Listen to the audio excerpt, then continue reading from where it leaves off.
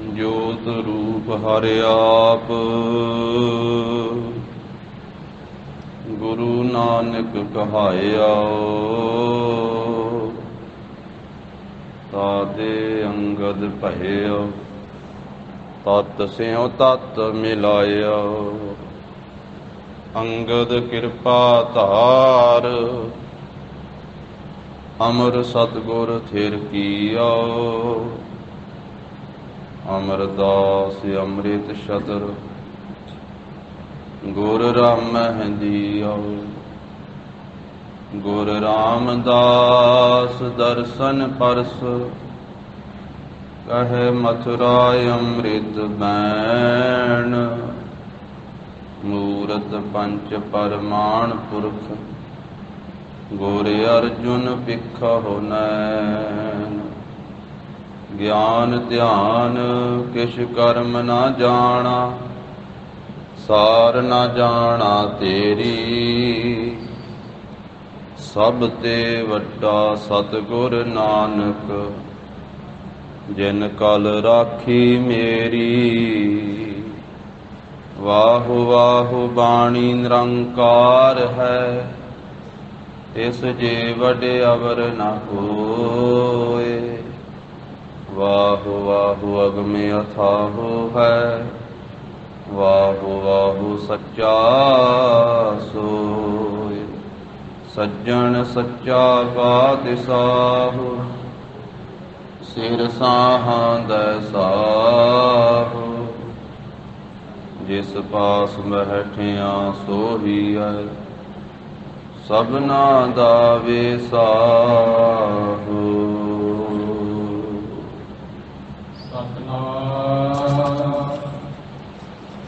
श्री वाहिगुरु साहिब जी। सोना रूपा संजीए, धन काजा बिखशार।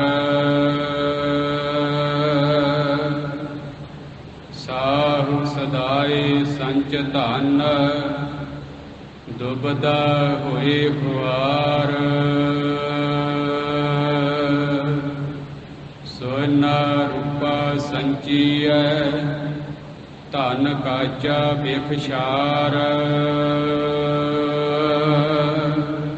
साहु सदाए संच धन, दुबदा होए खुआर।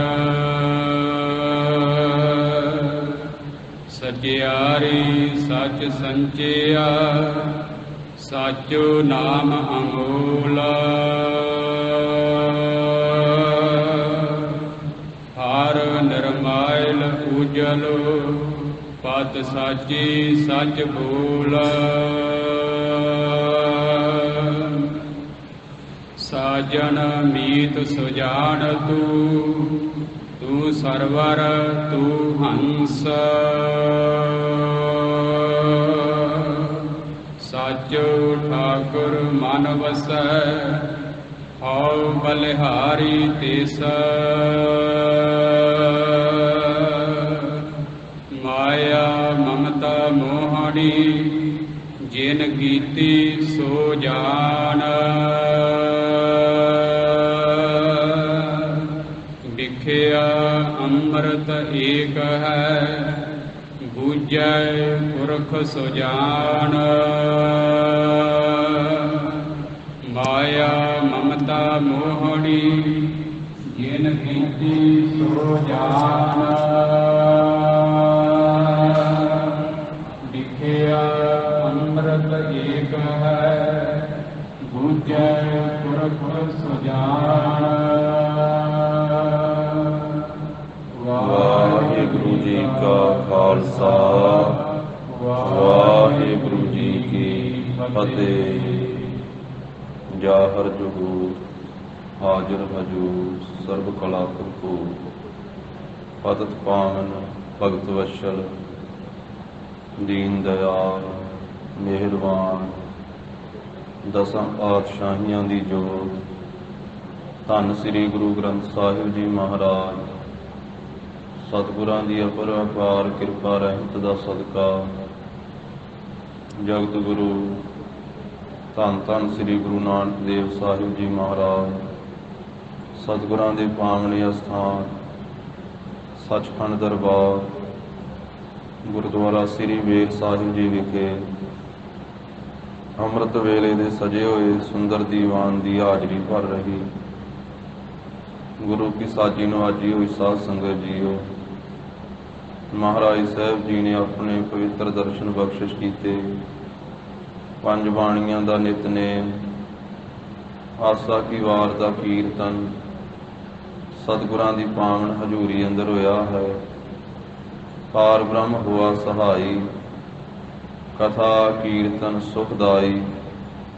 ਲੜੀਵਾਰ ਰੂਪ ਵਿੱਚ ਦੱਖਣੀ ਓੰਕਾਰ ਬਾਣੀ ਦੁਆਰਾ ਜਗਤ ਗੁਰੂ ਧੰਨ ਧੰਨ ਸ੍ਰੀ ਗੁਰੂ ਨਾਨਕ ਦੇਵ ਸਾਹਿਬ ਜੀ ਮਹਾਰਾਜ ਪਵਿੱਤਰ ਕਲਿਆਣਕਾਰੀ ਉਪਦੇਸ਼ ਦੀ ਬਖਸ਼ਿਸ਼ ਕਰ ਰਹੇ ਹਨ। 937 ਅੰਗ ਤੇ ਸਤਿਗੁਰੂ ਜੀ ਪਵਿੱਤਰ ਉਪਦੇਸ਼ ਬਖਸ਼ਿਸ਼ ਕਰ ਰਹੇ ਆ। 48ਵੀਂ ਪੌੜੀ ਤੋਂ ਮਹਾਰਾਜ ਸਾਹਿਬ ਜੀ ਆਰੰਭਤਾ ਕਰਦੇ ਹਨ। ਅੱਜ ਦਾ ਉਪਦੇਸ਼ ਬਖਸ਼ਿਸ਼ ਕਰ ਰਹੇ ਹਨ। ਸ਼ਰਧਾ ਭਾਵਨਾ ਅਦਬ ਸਤਿਕਾਰ ਸਹਿਤ ਸਰਵਣ ਕਰੀਏ ਜੀ। ਸਤਿਨਾਮ ਸ੍ਰੀ ਵਾਹਿਗੁਰੂ ਸਾਹਿਬ ਜੀ। ਸੋਨਾ ਰੂਪਾ ਸੰਕੀਐ। ਗਰੀਬ ਨਵਾਜ ਸੰਸਾਰ ਦੇ ਪਦਾਰਥਾਂ ਦੀ ਹਾਲਤ ਦੱਸਦੇ ਹਨ ਕਿ ਸੋਨਾ ਤੇ ਚਾਂਦੀ, ਇਸ ਨੂੰ ਜੇ ਇਕੱਤਰ ਕਰਕੇ ਰੱਖੀਏ, ਸੰਚੀਆ ਨਾਮ ਹੈ ਇਕੱਠੇ ਕਰਨ ਦਾ। ਸੰਸਾਰ ਦੇ ਜੀਵ ਇਹ ਇੱਛਾ ਹੁੰਦੀ ਹੈ ਕਿ ਸੋਨਾ ਤੇ ਚਾਂਦੀ ਇਹਦੇ ਗਹਿਣੇ ਆਦਿਕ ਬਣਾਏ ਜਾਣ, ਸੋਨਾ ਤੇ ਚਾਂਦੀ ਇਕੱਠੀ ਕੀਤੀ ਜਾਵੇ, ਮਾਇਆ ਇਕੱਠੀ ਕੀਤੀ ਜਾਵੇ। ਤਾਂ ਮਹਾਰਾਜ ਸਾਹਿਬ ਕਹਿੰਦੇ ਵੀ ਇਹ ਸੋਨੇ ਨੂੰ ਰੂਪਾ ਨਾਮ ਚਾਂਦੀ ਦਾ ਹੈ, ਚਾਂਦੀ ਨੂੰ ਸੰਚੀਆ ਇਕੱਤਰ ਕਰਕੇ ਰੱਖੀਏ, ਇਕੱਠਿਆਂ ਕਰਕੇ ਜੇ ਆਪਣੇ ਪਾਸ ਇਹ ਸੰਸਾਰੀ ਦੌਲਤ ਰੱਖੀਏ। ਧਨ ਕੱਚਾ ਦਿਖਸ਼ਾਰ। ਇਹ ਕੱਚਾ ਧਨ ਹੈ। ਕੱਚਾ ਧਨ ਤੋਂ ਭਾਵ ਇਹ ਨਾਸ ਹੋ ਜਾਣ ਵਾਲਾ ਧਨ ਹੈ, ਸਦਾ ਰਹਿਣ ਵਾਲਾ ਧਨ ਨਹੀਂ ਹੈ। ਇਹ ਕੱਚਾ ਧਨ ਹੈ। ਕਾਚਾ ਧਨ ਸੰਚੈ ਮੂਰਖ ਗਾਵਾ। ਇਹ ਕੱਚੇ ਧਨ ਨੂੰ ਜੋ ਬਿਖ ਜ਼ਹਿਰ ਰੂਪ ਹੈ, ਇਹ ਬਿਖ ਮਾਇਆ ਜ਼ਹਿਰ ਰੂਪ ਤੇ ਸ਼ਾਰ ਸੁਆਹ ਹੋ ਜਾਣ ਵਾਲੀ ਇਹ ਸੋਨਾ ਰੂਪਾ ਇਹ ਸੰਸਾਰੀ ਦੌਲਤ ਹੈ। ਸੋਨਾ ਤੇ ਚਾਂਦੀ ਇਹ ਨਾਸਮਾਨ ਹੈ ਤੇ ਬਿਖ ਵਿਸ਼ੇ ਵਿਕਾਰਾਂ ਵਿੱਚ ਲਾ ਕਰਕੇ ਜੀਵ ਦਾ ਜੀਵਨ ਇਹ ਸ਼ਾਰ ਸੁਆਹ ਕਰ ਦੇਣ ਵਾਲਾ ਹੈ। ਸ਼ੁਭ ਗੁਣ ਇਸ ਦੇ ਸਾੜ ਦੇਣ ਵਾਲਾ ਹੈ। ਇਹ ਮਾਇਆ ਵਿਸ਼ੇ ਵਿਕਾਰਾਂ ਦੇ ਵਿੱਚ ਲਾ ਕਰਕੇ ਜੋ ਉੱਤਮ ਜੀਵਨ ਹੈ ਉਸ ਨੂੰ ਸਮਾਪਤ ਕਰਕੇ ਤੇ ਅਵਗੁਣਾਂ ਦੇ ਵਿੱਚ ਲਾ ਕਰਕੇ ਸ਼ਾਰ ਸੁਆਹ ਕਰ ਦੇਣ ਵਾਲੀ ਹੈ। ਸਾਧ ਸਦਾਈ ਸੰਚ ਧਨ।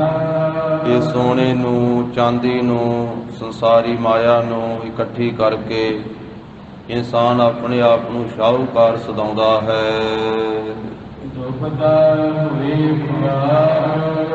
ਤਾਂ ਇਹ ਇਕੱਠੀ ਕਰਨ ਤੋਂ ਬਾਅਦ ਵੀ ਦੁਬਦਾ ਬਣੀ ਰਹਿੰਦੀ ਹੈ, ਚਿੰਤਾ ਬਣੀ ਰਹਿੰਦੀ ਹੈ, ਮੇਰ ਤੇਰ ਬਣੀ ਰਹਿੰਦੀ ਹੈ ਵੀ ਇਸ ਦੌਲਤ ਨੂੰ, ਇਸ ਮਾਇਆ ਨੂੰ ਟੈਕਸ ਨਾ ਲੱਗ ਜਾਵੇ, ਚੋਰ ਨਾ ਚੋਰੀ ਕਰਕੇ ਲੈ ਜਾਣ, ਡਾਕੂ ਨਾ ਖੋਹ ਲੈਣ, ਅੱਗ ਨਾ ਸਾੜ ਦਵੇ, ਇਹ ਘਟ ਨਾ ਜਾਵੇ, ਮੁੱਕ ਨਾ ਜਾਵੇ। ਇਸ ਤਰੀਕੇ ਦੇ ਨਾਲ ਕਈ ਤਰ੍ਹਾਂ ਦੀ ਇਹ ਦੁਬਿਧਾ ਬਣੀ ਰਹਿੰਦੀ ਹੈ ਸੰਸਾਰੀ ਮਾਇਆ ਦੇ ਵਿੱਚ। ਜਿਸ ਗ੍ਰਹਿ ਬਹੁਤ ਤਿਸੈ ਗ੍ਰਹਿ ਚਿੰਤਾ। ਜਿਸ ਕੋਲੇ ਮਹਾਰਾਜ ਕਹਿੰਦੇ ਸੰਸਾਰੀ ਮਾਇਆ ਬਹੁਤੀ ਹੈ, ਇਹ ਨਾ ਜਾਣੋ ਕਿ ਉਹ ਬਹੁਤਾ ਸੁਖੀ ਹੈ।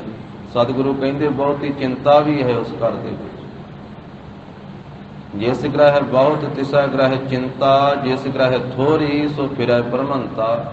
ਜਿਸ ਕੋਲੇ ਥੋੜੀ ਹੈ ਸੰਸਾਰੀ ਦੌਲਤ, ਉਹ ਵਿਚਾਰਾ ਭੱਜਾ ਫਿਰਦਾ ਹੈ ਵੀ ਮੈਨੂੰ ਮਿਲ ਜਾਵੇ, ਮੈਂ ਹੋਰ ਇਕੱਠੀ ਕਰ ਲਵਾਂ। ਉਹ ਭਟਕਦਾ ਫਿਰਦਾ ਹੈ। फिर महाराज सुखी कौन है, मुक्त कौन है? तो सतगुरां ने आख्या दोहू व्यवस्था ते जो मुक्ता सोई सुहेला भल गया। जो दोवां तरफां तो मुक्त है ना, कि गुजारा चलता है, आई चलाई चली जाती है, माया गुजरान है, गुजारा चली जाता है, तो वाहिगुरू की बंदगी करता है, सिमरन भजन करता है, वो मुक्त है, वो सुखी है। तो सतगुरु जी कहते दुबदा होए खुआर, दुबदा दे विच लग करके जीव खुआर हुंदा है, खराब हुंदा है, खुआरी हुंदी है, क्योंकि परमेश्वर भुल गया। हर बिसरत सदा खुआरी, फिर सदा वास्ते खुआरी हुंदी है, सदा वास्ते बेपत्ती हुंदी है। ते दुबदा दुचिता पिना बनिया रहिंदा, मेर तेर बनी रहिंदी है इस माया दे करके। कि डर बनिया रहिंदा है, घट ना जावे, चोरी ना हो जावे, सड़ ना जावे, होर किसे पासे ना लग जावे। तो इस तरीके नाल महाराज कहंदे भी शाहूकार ते सदाउंदा है संसारी दौलत नूं, सोने चांदी नूं इकट्ठियां करके, पर दुबदा बनी रहिंदी ते दुबदा दे विच खुआर हुंदा रहिंदा है। सचियारी सच संचिया, पर ਜਿਹੜੇ ਸੱਚ ਦੇ ਵਪਾਰੀ ਹਨ, ਸੱਚ ਦੇ ਵਣਜਾਰੇ ਹਨ, ਉਹ ਸਚਿਆਰੀ ਸੱਚੇ ਜੀਵਨ ਵਾਲਿਆਂ ਨੇ, ਸੱਚ ਦੀ ਪ੍ਰਾਪਤੀ ਵਾਲਿਆਂ ਨੇ ਸੱਚ ਸੰਚਿਆ। ਉਹਨਾਂ ਨੇ ਸੱਚੇ ਨਾਮ ਰੂਪੀ ਧਨ ਨੂੰ ਇਕੱਤਰ ਕੀਤਾ। ਤੇ ਸਤਿਗੁਰੂ ਕਹਿੰਦੇ ਸੱਚੇ ਨਾਮ ਰੂਪੀ ਧਨ ਨੂੰ ਇਕੱਠਿਆਂ ਕਰਨ ਦੇ ਨਾਲ ਦੁਬਦਾ ਦੂਰ ਹੁੰਦੀ ਹੈ। ਸ਼ਾਹੂਕਾਰ ਅਸਲ ਵਿੱਚ ਮਾਰੇ ਕਹਿੰਦੇ ਸੱਚਾ ਸ਼ਾਹੂਕਾਰ ਤੇ ਉਹੀ ਹੈ, ਉਹ ਧਨਵੰਤ ਕੁਲਵੰਤ ਪਤਵੰਤ ਜੀਵਨ ਮੁਕਤ ਜਿਸ ਹਿਰਦੈ ਭਗਵੰਤ, ਜਿਸ ਦੇ ਹਿਰਦੇ ਦੇ ਵਿੱਚ ਵਾਹਿਗੁਰੂ ਪਰਮੇਸ਼ਰ ਦਾ ਨਾਮ ਧਨ ਵਸਿਆ ਹੈ, ਜਿਸ ਨੇ ਆਪਣੇ ਹਿਰਦੇ ਰੂਪੀ ਘਰ ਦੇ ਵਿੱਚ ਨਾਮ ਧਨ ਜਪ ਜਪ ਕੇ ਇਕੱਠਾ ਕੀਤਾ ਹੈ, ਉਹ ਸੱਚਾ ਸ਼ਾਹੂਕਾਰ ਹੈ। ਨਾਮ ਧਨ, ਫਿਰ ਇਹ ਨਾਮ ਧਨ ਸਰੀਰ ਦੇ ਖਤਮ ਹੋਣ ਤੋਂ ਬਾਅਦ ਵੀ ਨਾਲ ਜਾਂਦਾ ਹੈ, ਦੁਨਿਆਵੀ ਧਨ ਨਾਲ ਨਹੀਂ ਜਾਂਦਾ। ਇਹ ਤਾਂ ਇੱਥੇ ਜਿਉਂਦਿਆਂ ਹੀ ਸਾਥ ਛੱਡ ਜਾਂਦਾ ਹੈ, ਪਰ ਨਾਮ ਧਨ ਪਰਲੋਕ ਤੀਕ ਨਾਲ ਜਾਂਦਾ। ਸਿਮਰੋ ਸਿਮਰ ਸਿਮਰ ਸੁਖ ਪਾਵੋ, ਸਾਸ ਸਾਸ ਸਮਾਲੇ, ਇਹ ਲੋਕ ਪਰਲੋਕ ਸੰਗ ਸਹਾਈ, ਜਤ ਕਤ ਮੋਹਿ ਰਖਵਾਲੇ। ਸਤਿਗੁਰੂ ਕਹਿੰਦੇ ਨਾਮ ਧਨ ਲੋਕ ਵਿੱਚ ਵੀ ਤੇ ਪਰਲੋਕ ਵਿੱਚ ਵੀ ਨਾਲ ਜਾਂਦਾ। ਸਰੀਰ ਖਤਮ ਹੋ ਜਾਵੇਗਾ ਪਰ ਨਾਮ ਧਨ ਖਤਮ ਨਹੀਂ ਹੁੰਦਾ, ਇਹ ਪਰਲੋਕ ਤੀਕ ਨਾਲ ਜਾਂਦਾ, ਦੁਨਿਆਵੀ ਦੌਲਤ ਨਾਲ ਨਹੀਂ ਜਾਂਦੀ ਹੈ। ਫਿਰ ਇਹ ਨਾਮ ਧਨ ਦੁਬਦਾ ਦੂਰ ਕਰਦਾ। ਸੰਸਾਰੀ ਧਨ ਨੂੰ ਤਾਂ ਡਰ ਬਣਿਆ ਰਹਿੰਦਾ ਹੈ ਨਾ, ਦੁਬਦਾ ਬਣੀ ਰਹਿੰਦੀ ਹੈ ਵੀ ਇਹ ਚੋਰੀ ਨਾ ਹੋ ਜਾਵੇ, ਸੜ ਨਾ ਜਾਵੇ, ਡਾਕੂ ਨਾ ਇਸ ਨੂੰ ਲੈ ਜਾਵੇ। ਪਰ ਮਹਾਰਾਜ ਕਹਿੰਦੇ ਜੋ ਨਾਮ ਧਨ ਹੈ ਨਾ, ਅਗਨ ਨਾ ਦਹੈ ਪਵਨ ਨਹੀਂ ਮਗਨੈ, ਤਸਕਰ ਨੇਰ ਨਾ ਜਾਈ। ਇਹਦੇ ਨੇੜੇ ਤਸਕਰ ਚੋਰ ਨਹੀਂ ਆ ਸਕਦੇ। ਨਾਮ ਧਨ ਨੂੰ ਚੋਰ ਚੁਰਾ ਨਹੀਂ ਸਕਦਾ, ਅੱਗ ਸਾੜ ਨਹੀਂ ਸਕਦੀ, ਪਾਣੀ ਡੋਬ ਨਹੀਂ ਸਕਦਾ। ਇਹ ਨਾਮ ਧਨ ਪਰਲੋਕ ਤੀਕ ਨਾਲ ਜਾਂਦਾ। ਜਹ ਮਾਤ ਪਿਤਾ ਸੁਤ ਮੀਤ ਨਾ ਭਾਈ, ਮਨੁਹਾ ਨਾਮ ਤੇਰੇ ਸੰਗ ਸਹਾਈ। ਜਹ ਮਹਾ ਭਿਆਨ ਦੂਤ ਜਮ ਦਲੇ, ਜਿਸ ਥਾਂ ਦੇ ਉੱਤੇ ਜਹ ਮਹਾ ਭਿਆਨ ਦੂਤ ਜਮ ਦਲੈ, ਤਹ ਕੇਵਲ ਨਾਮ ਸੰਗ ਤੇਰੇ ਚੱਲੈ। ਜਹ ਮੁਸ਼ਕਲ ਹੋਵੇ ਅਤ ਭਾਰੀ, ਹਰ ਕੋ ਨਾਮ ਖਿਨ ਮਾਹੇ ਉਧਾਰੀ। ਅਨਕ ਪੁਨਹ ਚਰਨ ਕਰਤ ਨਹੀਂ ਤਰੈ, ਹਰ ਕੋ ਨਾਮ ਕੋਟ ਪਾਪ ਪਰ ਹਰੈ। ਤਾਂ ਗਰੀਬ ਨਵਾਜ਼ ਸਾਹਿਬ ਜੀ ਕਹਿੰਦੇ ਇਹ ਨਾਮ ਸਚਿਆਰੀ ਸੱਚ ਸੰਚਿਆ। ਸੱਚ ਦੀ ਪ੍ਰਾਪਤੀ ਵਾਲਿਆਂ ਨੇ, ਸਚਿਆਰ ਜੀਵਾਂ ਨੇ, ਸੱਚ ਨਾਲ ਜੁੜਿਆ ਹੋਇਆਂ ਨੇ, ਸੱਚੇ ਨਾਮ ਧਨ ਨੂੰ ਇਕੱਤਰ ਕੀਤਾ ਹੈ। ਸੱਚ ਨਾਮ ਅਮੋਲ, ਇਹ ਸੱਚਾ ਨਾਮ ਜੋ ਹੈ ਨਾ ਵਾਹਿਗੁਰੂ ਪਰਮੇਸ਼ਰ ਜੀ ਦਾ, ਇਸ ਦਾ ਮੁੱਲ ਕੋਈ ਨਹੀਂ ਹੈ। ਇਹ ਬੇਕੀਮਤਾ ਹੈ, ਅਮੋਲਕ ਹੈ। ਦੁਨੀਆ ਦੀ ਦੌਲਤ ਦੀ ਤਾਂ ਕੀਮਤ ਪੈ ਜਾਂਦੀ ਹੈ, ਮੁੱਲ ਪੈ ਜਾਂਦਾ ਹੈ। ਸੋਨੇ ਚਾਂਦੀ ਦਾ ਵੀ ਮੁੱਲ ਪੈਂਦਾ, ਹੀਰਿਆਂ ਦਾ ਵੀ ਲਾਲਾਂ ਪੰਨਿਆਂ ਪੁਖਰਾਜਾਂ ਦਾ ਵੀ ਕੋਈ ਕੀਮਤ ਹੁੰਦੀ ਹੈ, ਕੋਈ ਮੁੱਲ ਪਾਇਆ ਜਾਂਦਾ ਹੈ, ਪਰ ਨਾਮ ਧਨ ਦਾ ਕੋਈ ਮੁੱਲ ਹੀ ਨਹੀਂ ਹੈ। ਸਾਈਂ ਨਾਮ ਅਮੋਲ, ਕੀਮ ਨਾ ਕੋਈ ਜਾਣ ਦੋ। ਇਹ ਨਾਮ ਦੀ ਕੋਈ ਕੀਮਤ ਹੀ ਨਹੀਂ ਜਾਣਦਾ। ਨਾਮ ਇੰਨਾ ਅਮੋਲਕ ਹੈ, ਬੇਕੀਮਤੀ ਹੈ। ਤਾਂ ਸਤਿਗੁਰੂ ਗਰੀਬ ਨਵਾਜ ਕਹਿੰਦੇ ਸਾਚਾ ਨਾਮ ਅਮੋਲ। ਇਹ ਸੱਚਾ ਨਾਮ ਜਿਨ੍ਹਾਂ ਗੁਰਮੁਖਾਂ ਨੇ ਇਕੱਤਰ ਕੀਤਾ ਹੈ, ਇਹ ਅਮੋਲਕ ਧਨ ਹੈ, ਇਸ ਦੀ ਕੀਮਤ ਕੋਈ ਪੈਂਦੀ ਨਹੀਂ ਹੈ। ਹਰੀ ਪਰਮੇਸ਼ਰ ਨਿਰਮਾਇਲ ਹੈ, ਪਵਿੱਤਰ ਹੈ, ਨਿਰਮਲ ਹੈ, ਉਸ ਨੂੰ ਮੈਲ ਕੋਈ ਨਹੀਂ ਹੈ ਕਿਸੇ ਪ੍ਰਕਾਰ ਦੀ। ਤੇ ਉਜਲ ਹੈ, ਸਤ ਚੇਤਨ ਆਨੰਦ ਸਰੂਪ ਹੈ। ਜਿਨ੍ਹਾਂ ਨੂੰ ਭਾਈ ਉਹ ਉਜਲ ਪਰਮੇਸ਼ਰ ਪ੍ਰਾਪਤ ਹੋਇਆ ਹੈ ਨਾ, ਨਿਰਮਲ ਵਾਹਿਗੁਰੂ ਮਿਲਿਆ ਹੈ, ਉਸ ਦਾ ਨਾਮ ਧਨ ਪ੍ਰਾਪਤ ਹੋਇਆ ਹੈ, ਉਹਨਾਂ ਜੀਵਾਂ ਦੀ ਪੱਤ ਸਾਚੀ ਸੱਚੀ ਪੱਤ ਹੁੰਦੀ ਹੈ। ਲੋਕ ਵਿੱਚ ਵੀ ਪਰਲੋਕ ਵਿੱਚ ਵੀ ਸੱਚ ਬੋਲ, ਉਹ ਫਿਰ ਸੱਚ ਬੋਲਦੇ ਹਨ, ਝੂਠ ਨਹੀਂ ਬੋਲਦੇ। ਉਹ ਸੱਚ ਦੀ ਪ੍ਰਾਪਤੀ ਵਾਲੇ, ਸੱਚੇ ਨਾਮ ਧਨ ਨੂੰ ਇਕੱਤਰ ਕਰਨ ਵਾਲੇ, ਉਹਨਾਂ ਦੀ ਰਸਨਾ ਦੇ ਉੱਤੇ ਸੱਚ ਬੋਲ, ਸੱਚਾ ਬੋਲ ਹੁੰਦਾ ਹੈ, ਕਿਉਂਕਿ ਉਹ ਸਚਿਆਰ ਹਨ, ਉਹ ਸਤ ਸੰਗੀ ਆ। ਤੇ ਸਤ ਸੰਗੀ ਦਾ ਮਤਲਬ ਹੀ ਇਹ ਹੈ ਜਿਹੜਾ ਸੱਚ ਨਾਲ ਜੁੜਨ ਵਾਸਤੇ ਤੁਰਿਆ ਹੋਇਆ, ਜਿਹੜਾ ਸਤ ਸੰਗੀ ਬਣਨ ਵਾਸਤੇ ਤੁਰਿਆ ਹੋਇਆ, ਜਿਹੜਾ ਰੋਜ਼ ਸਤ ਸੰਗਤ ਕਰਦਾ ਕਰਦਾ ਜਿਹਦਾ ਫਿਰ ਸੰਗ ਹੋ ਜਾਂਦਾ ਸਤ ਦੇ ਨਾਲ, ਉਹਦੀ ਰਸਨਾ ਤੇ ਸੱਤ, ਉਹਦਾ ਵੇਖਣਾ ਸੱਤ, ਉਹਦਾ ਸੁਣਨਾ ਸੱਤ, ਉਹਦਾ ਬੋਲਣਾ ਸੱਤ, ਉਹਦਾ ਕਰਨਾ ਸੱਤ, ਉਹਦਾ ਤੁਰਨਾ ਸੱਤ ਵਾਲੇ ਪਾਸੇ। ਕੂੜੇ ਝੂਠੇ ਪਾਸੇ ਨਹੀਂ ਉਹ ਚੱਲਦਾ, ਉਹਦੇ ਹਰੇਕ ਕਰਮ ਦੇ ਉੱਤੇ ਮੋਹਰ ਸੱਤ ਦੀ ਲੱਗਦੀ ਹੈ, ਉਹ ਸੱਚ ਵਾਲੇ ਪਾਸੇ। ਮਹਾਰਾਜ ਸਾਹਿਬ ਜੀ ਨੇ ਸਾਰੀ ਬਾਣੀ ਜੀਵ ਨੂੰ ਸਚਿਆਰ ਬਣਾਉਣ ਵਾਸਤੇ ਉਚਾਰਨ ਕੀਤੀ। ਸਾਰੀ ਬਾਣੀ ਦਾ ਸਿਧਾਂਤ, ਧੰਨ ਗੁਰੂ ਗ੍ਰੰਥ ਸਾਹਿਬ ਮਹਾਰਾਜ ਸਾਹਿਬ ਜੀ ਦਾ ਸਿਧਾਂਤ ਹੀ ਇਹ ਹੈ ਕਿ ਝੂਠ ਦਾ ਤਿਆਗ ਕਰਨਾ ਹੈ ਤੇ ਸੱਚ ਦੀ ਪ੍ਰਾਪਤੀ ਵਾਲੇ ਬਣਨਾ, ਸੱਚ ਨਾਲ ਜੁੜਨਾ।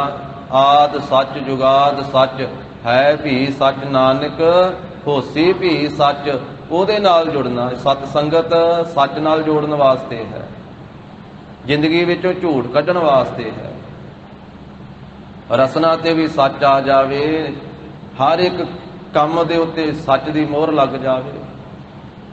ਜਪਜੀ ਸਾਹਿਬ ਦੇ ਵਿੱਚ ਮਹਾਰਾਜ ਸਾਹਿਬ ਨੇ ਇਹ ਸਾਰੇ ਜਪਜੀ ਸਾਹਿਬ ਦਾ ਸਿਧਾਂਤ ਇਹ ਰੱਖਿਆ ਦੋਹਾਂ ਪੰਕਤੀਆਂ ਦੇ ਵਿੱਚ, ਜਾਂ ਇਸ ਤਰ੍ਹਾਂ ਵੀ ਕਹਿ ਸਕਦੇ ਹਾਂ ਕਿ ਸਾਰੀ ਗੁਰੂ ਗ੍ਰੰਥ ਸਾਹਿਬ ਜੀ ਦੀ ਬਾਣੀ ਦਾ ਸਿਧਾਂਤ ਹੀ ਹੈ।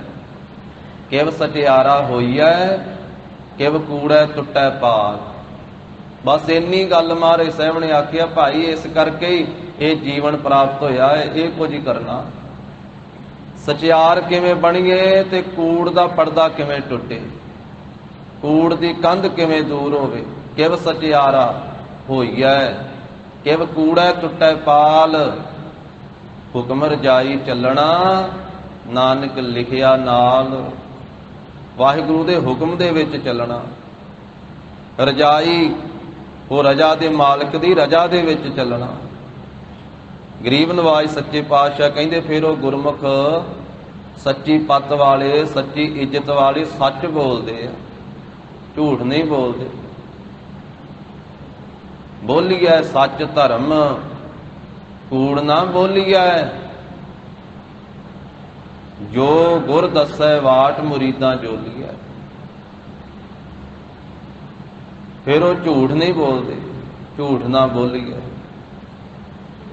ਸੱਚੀ, ਉਹ ਸੱਚੀ ਇੱਜ਼ਤ ਵਾਲੇ ਸੱਚ ਬੋਲ। ਮਹਾਰਾਜ ਕਹਿੰਦੇ ਪਰਮੇਸ਼ਰ ਵਾਹਿਗੁਰੂ ਜੀ ਉਹਨਾਂ ਨੂੰ ਸੱਚੇ ਬੋਲ ਕੇ ਨਾ, ਸੱਚ ਜੋ ਪਰਮੇਸ਼ਰ ਹੈ ਉਹ ਸੱਚੇ ਇੱਜ਼ਤ ਵਾਲੇ ਪ੍ਰਤਿਸ਼ਠਾ ਵਾਲੇ ਬੋਲ ਕੇ ਉਹਨਾਂ ਦਾ ਮਾਣ ਸਨਮਾਨ ਕਰਦੇ, ਉਹਨਾਂ ਨੂੰ ਆਪਣੇ ਪਾਸ ਦਰਗਾਹ ਦੇ ਵਿੱਚ ਬੁਲਾ ਲੈਂਦੇ ਹਨ। ਗਰੀਬ ਨਵਾਜ ਕਹਿੰਦੇ ਵੀ ਹੇ ਪ੍ਰਭੂ ਜੀ, ਤੂੰ ਹੀ ਸਾਡਾ ਸੱਜਣ ਹੈ, ਤੂੰ ਹੀ ਮਿੱਤਰ ਹੈ, ਤੂੰ ਹੀ ਅੰਤਰਜਾਮੀ ਹੈ। ਮਾਤਾ ਦੇ ਗਰਭ ਦਾ ਵੀ ਹੇ ਪ੍ਰਭੂ ਤੂੰ ਹੀ ਸਾਡਾ ਸੱਜਣ ਹੈ। ਮਾਤ ਗਰਭ ਮਹਿ ਆਪਣ ਸਿਮਰਨ ਦੇ, ਤਹਿ ਤੁਮ ਰਾਖਣ ਹਾਰੇ। ਉੱਥੇ ਵੀ ਤੁਸੀਂ ਰੱਖਿਆ ਕੀਤੀ ਹੈ। ਤੇ ਸੰਸਾਰ ਦੀਆਂ ਲਹਿਰਾਂ ਦੇ ਵਿੱਚ ਵੀ ਆਪ ਹੀ ਰੱਖਿਆ ਕਰਨ ਵਾਲੇ ਹੋ। ਪਾਵਕ ਸਾਗਰ ਅਥਾਹ ਲਹਿਰ ਮਹਿ ਤਾਰੋ ਤਾਰਨ ਹਾਰੇ। ਮਾਤਾ ਦੇ ਗਰਭ ਦੇ ਤੁਸੀਂ ਸੱਜਣ ਹੋ ਸਾਡੇ, ਸੰਸਾਰ ਦੇ ਇਹ ਜੀਵਨ ਦੇ ਤੁਸੀਂ ਮਿੱਤਰ ਹੋ ਸਾਡੇ, ਸੁਜਾਨ ਤੋਂ ਤੇ ਪਰਲੋਕ ਦੇ ਤੁਸੀਂ ਅੰਤਰਜਾਮੀ ਸਾਡੀ ਰੱਖਿਆ ਕਰਨ ਵਾਲੇ ਹੋ। ਤੂੰ ਸਰਵਰ ਤੂੰ ਹੰਸ।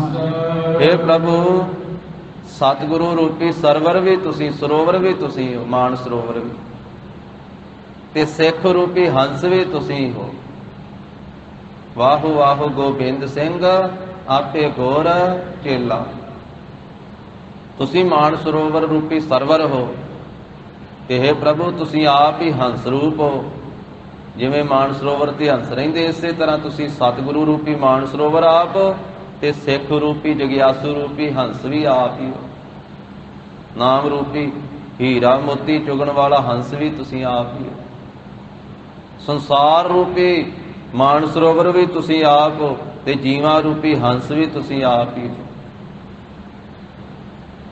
ਸਤ ਸੰਗਤ ਰੂਪੀ ਸਰਵਰ ਮਾਨ ਸਰੋਵਰ ਵੀ ਤੁਸੀਂ ਆਪ ਹੋ ਤੇ ਜਗਿਆਸੂ ਜੀਵਾਂ ਰੂਪੀ ਹੰਸ ਵੀ ਤੁਸੀਂ ਆਪ ਹੀ ਹੋ। ਸਾਚੋ ਠਾਕੁਰ ਮਨ ਵਸੈ। ਇਹ ਸੱਚੇ ਠਾਕੁਰ ਮਾਲਕ ਪਰਮੇਸ਼ਰ ਜੀ ਰਚਨਾ ਪਾਲਣਾ ਲੈਤਾ ਕਰਨ ਵਾਲੇ, ਠਾ ਇਸਤਤੀ ਕਰਨ ਵਾਲੇ, ਤੇ ਕਾ ਕਰਤਾ ਪੈਦਾ ਕਰਨ ਵਾਲੇ, ਤੇ ਰਾ ਲੈਤਾ ਕਰਨ ਵਾਲੇ, ਰਚਨਾ ਪਾਲਣਾ ਲੈਤਾ ਕਰਨ ਵਾਲੇ। हे ਠਾਕੁਰ ਆਪ ਮਾਲਕ ਸੁਆਮੀ ਮਨ ਵਸੈ, ਜਿਸ ਜੀਵ ਦੇ ਜਿਸ ਜਗਿਆਸੂ ਦੇ ਮਨ ਵਿੱਚ ਵਸ ਜਾਂਦੇ ਹੋ। ਆਓ ਬਲਿਹਾਰੀ ਕੇਸਰ। ਉਸ ਗੁਰਮੁਖ ਤੋਂ ਧੰਨ ਸ੍ਰੀ ਗੁਰੂ ਨਾਨਕ ਦੇਵ ਸਾਹਿਬ ਮਹਾਰਾਜ ਕਹਿੰਦੇ ਅਸੀਂ ਬਲਿਹਾਰ ਜਾਂਦੇ ਹਾਂ, ਤੇ ਇਸ ਜੀਵ ਤੋਂ ਅਸੀਂ ਸਦਕੇ ਜਾਂਦੇ ਹਾਂ ਜਿਸ ਜੀਵ ਦੇ ਮਨ ਵਿੱਚ हे ਮਾਲਕ ਪਰਮੇਸ਼ਰ ਜੀ ਤੁਸੀਂ ਵਸ ਜਾਂਦੇ ਹੋ। ਜਿਹਦੇ ਮਨ ਵਿੱਚ ਤੁਸੀਂ ਵਸ ਜਾਂਦੇ ਹੋ ਤੁਹਾਡਾ ਰੂਪ ਹੀ ਹੋ ਜਾਂਦਾ ਹੈ। ਹਰ ਹਰ ਜਨ ਦੋਈ ਏਕ ਹੈ, ਵਿਭ ਵਿਚਾਰ ਕਛ ਨਾਹੇ, ਜਲ ਤੇ ਉਪਜਤ ਰੰਗ ਜਿਉ ਜਲ ਹੀ ਵਿਖੈ ਸਮਾਹੇ। ਜਿਨ੍ਹਾਂ ਦੇ ਮਨ ਵਿੱਚ ਤੁਸੀਂ ਨਹੀਂ ਕਦੇ ਵਿਸਰਦੇ ਹੋ ਉਹ ਆਪ ਜੀ ਦੇ ਪਿਆਰੇ, ਆਪ ਜੀ ਦਾ ਰੂਪ ਹੀ ਹੋ ਜਾਂਦੇ। ਜਿਨ੍ਹਾਂ ਨਾ ਵਿਸਰੈ ਨਾਮ ਸੇ ਕਨੇਹਿਆ। ਜਿਨ੍ਹਾਂ ਨੂੰ ਨਾਮ ਨਹੀਂ ਵਿਸਰਦਾ ਕਦੀ, ਉਹ ਕਿਹੋ ਜਿਹੇ ਹੁੰਦੇ ਆ, ਉਹ ਕਿਸ ਤਰ੍ਹਾਂ ਦੇ ਹੁੰਦੇ ਆ? ਤਾਂ ਮਹਾਰਾਜ ਕਹਿੰਦੇ ਭੇਦ ਨਾ ਜਾਣੋ ਮੂਲ ਸਾਈਂ ਜੇਹਿਆ। ਉਹ ਗੁਰਮੁਖ ਤਾਂ ਸਾਈਂ ਵਰਗਾ ਹੀ ਹੈ ਜਿਹਨੂੰ ਨਾਮ ਨਹੀਂ ਵਿਸਰਦਾ, ਜਿਸ ਨੂੰ ਨਾਮ ਨਹੀਂ ਭੁੱਲਦਾ।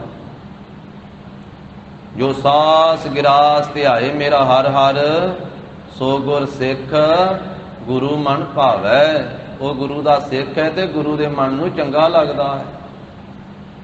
ਜਿਨ੍ਹਾਂ ਸਾਸ ਗਿਰਾਸ ਨਾ ਵਿਸਰੈ, ਹਰ ਨਾਮਾ ਮਨ ਮੰਤ, ਧੰਨ ਸੇਈ ਨਾਨਕਾ ਪੂਰਨ ਸੋਈ ਸੰਤ। ਜਿਨ੍ਹਾਂ ਨੂੰ ਸਵਾਸ ਗਿਰਾਸ ਆਉਂਦੇ ਜਾਂਦੇ ਸਾਹਾਂ ਦੁਆਰਾ ਕਦੇ ਵੀ ਪਰਮੇਸ਼ਰ ਵਿਸਰਦਾ ਨਹੀਂ, ਕਦੇ ਵੀ ਭੁੱਲਦਾ ਨਹੀਂ। ਮਹਾਰਾਜ ਸਾਹਿਬ ਕਹਿੰਦੇ ਜਿਨ੍ਹਾਂ ਦੇ ਮਨ ਵਿੱਚੋਂ ਵਾਹਿਗੁਰੂ ਦਾ ਨਾਮ ਮੰਤਰ ਨਹੀਂ ਵਿਸਰਦਾ, ਹਰ ਨਾਮਾ ਮਨ ਮੰਤਰ, ਧੰਨ ਸੇਈ ਨਾਨਕਾ। ਉਹ ਧਨਤਾ ਦੇ ਯੋਗ ਆ, ਉਹ ਗੁਰਮੁਖ ਧੰਨ। ਪੂਰਨ ਸੋਈ ਸੰਤ, ਤੇ ਉਹ ਪੂਰਨ ਸੰਤ ਆ। ਉਹ ਪ੍ਰਭੂ ਦੇ ਪਿਆਰੇ ਸੰਤ ਹਨ, ਉਹ ਗੁਰਸਿੱਖ ਮਹਾਂਪੁਰਖ ਹਨ, ਤੇ ਉਹ ਪਰਮੇਸ਼ਰ ਦਾ ਹੀ ਸਰੂਪ ਆ। ਸੰਤ ਅਨੰਤ ਹੈ ਅੰਤਰ ਨਾਹੀ। ਤੇ ਐਸੇ ਗੁਰਮੁਖਾਂ ਤੋਂ ਮਹਾਰਾਜ ਸਾਹਿਬ ਕਹਿੰਦੇ ਅਸੀਂ ਬਲਿਹਾਰ ਜਾਂਦੇ। ਸਾਚਾਓ ਠਾਕੁਰ ਮਨ ਵਸੈ। ਇਹ ਸੱਚੇ ਮਾਲਕ ਜੀ ਜਿਨ੍ਹਾਂ ਦੇ ਮਨ ਵਿੱਚ ਆਪ ਜੀ ਵਸ ਜਾਂਦੇ ਹੋ, ਹਉ ਬਲਿਹਾਰੀ ਤਿਸ ਜੀਵ ਤੋਂ ਹਉ ਬਲਿਹਾਰੀ, ਮੈਂ ਬਲਿਹਾਰ ਜਾਂਦਾ। ਹਉ ਕੁਰਬਾਨੈ ਜਾਓ ਮੇਹਰਵਾਨਾ, ਹਉ ਕੁਰਬਾਨੈ ਜਾਓ, ਹਉ ਕੁਰਬਾਨੈ ਜਾਓ ਮੇਹਰਵਾਨਾ, ਹਉ ਕੁਰਬਾਨੈ ਜਾਓ, ਹਉ ਕੁਰਬਾਨੈ ਜਾਓ, तिना कै लैन जो तेरा नाओ।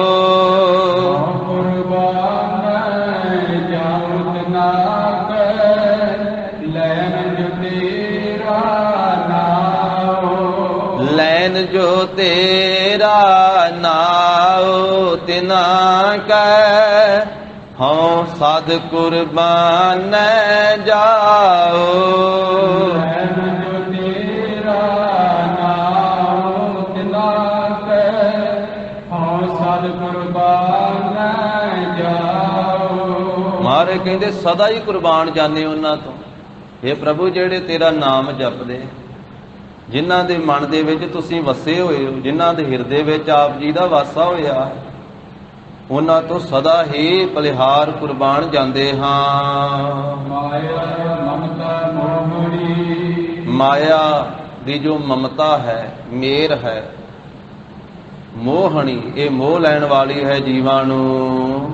जिन कीती सो जान, जिस परमेश्वर ने ये माया पैदा कीती है ना, सो जान, ओही जानदा इस माया दे ताईं, इनू चंगी तरह जानदा है, ओदी पैदा कीती हुई है ना, वो वाहिगुरू परमेश्वर जानदा है, क्योंकि ओदी सत्ता तो बिना ये कुछ नहीं करन वाली।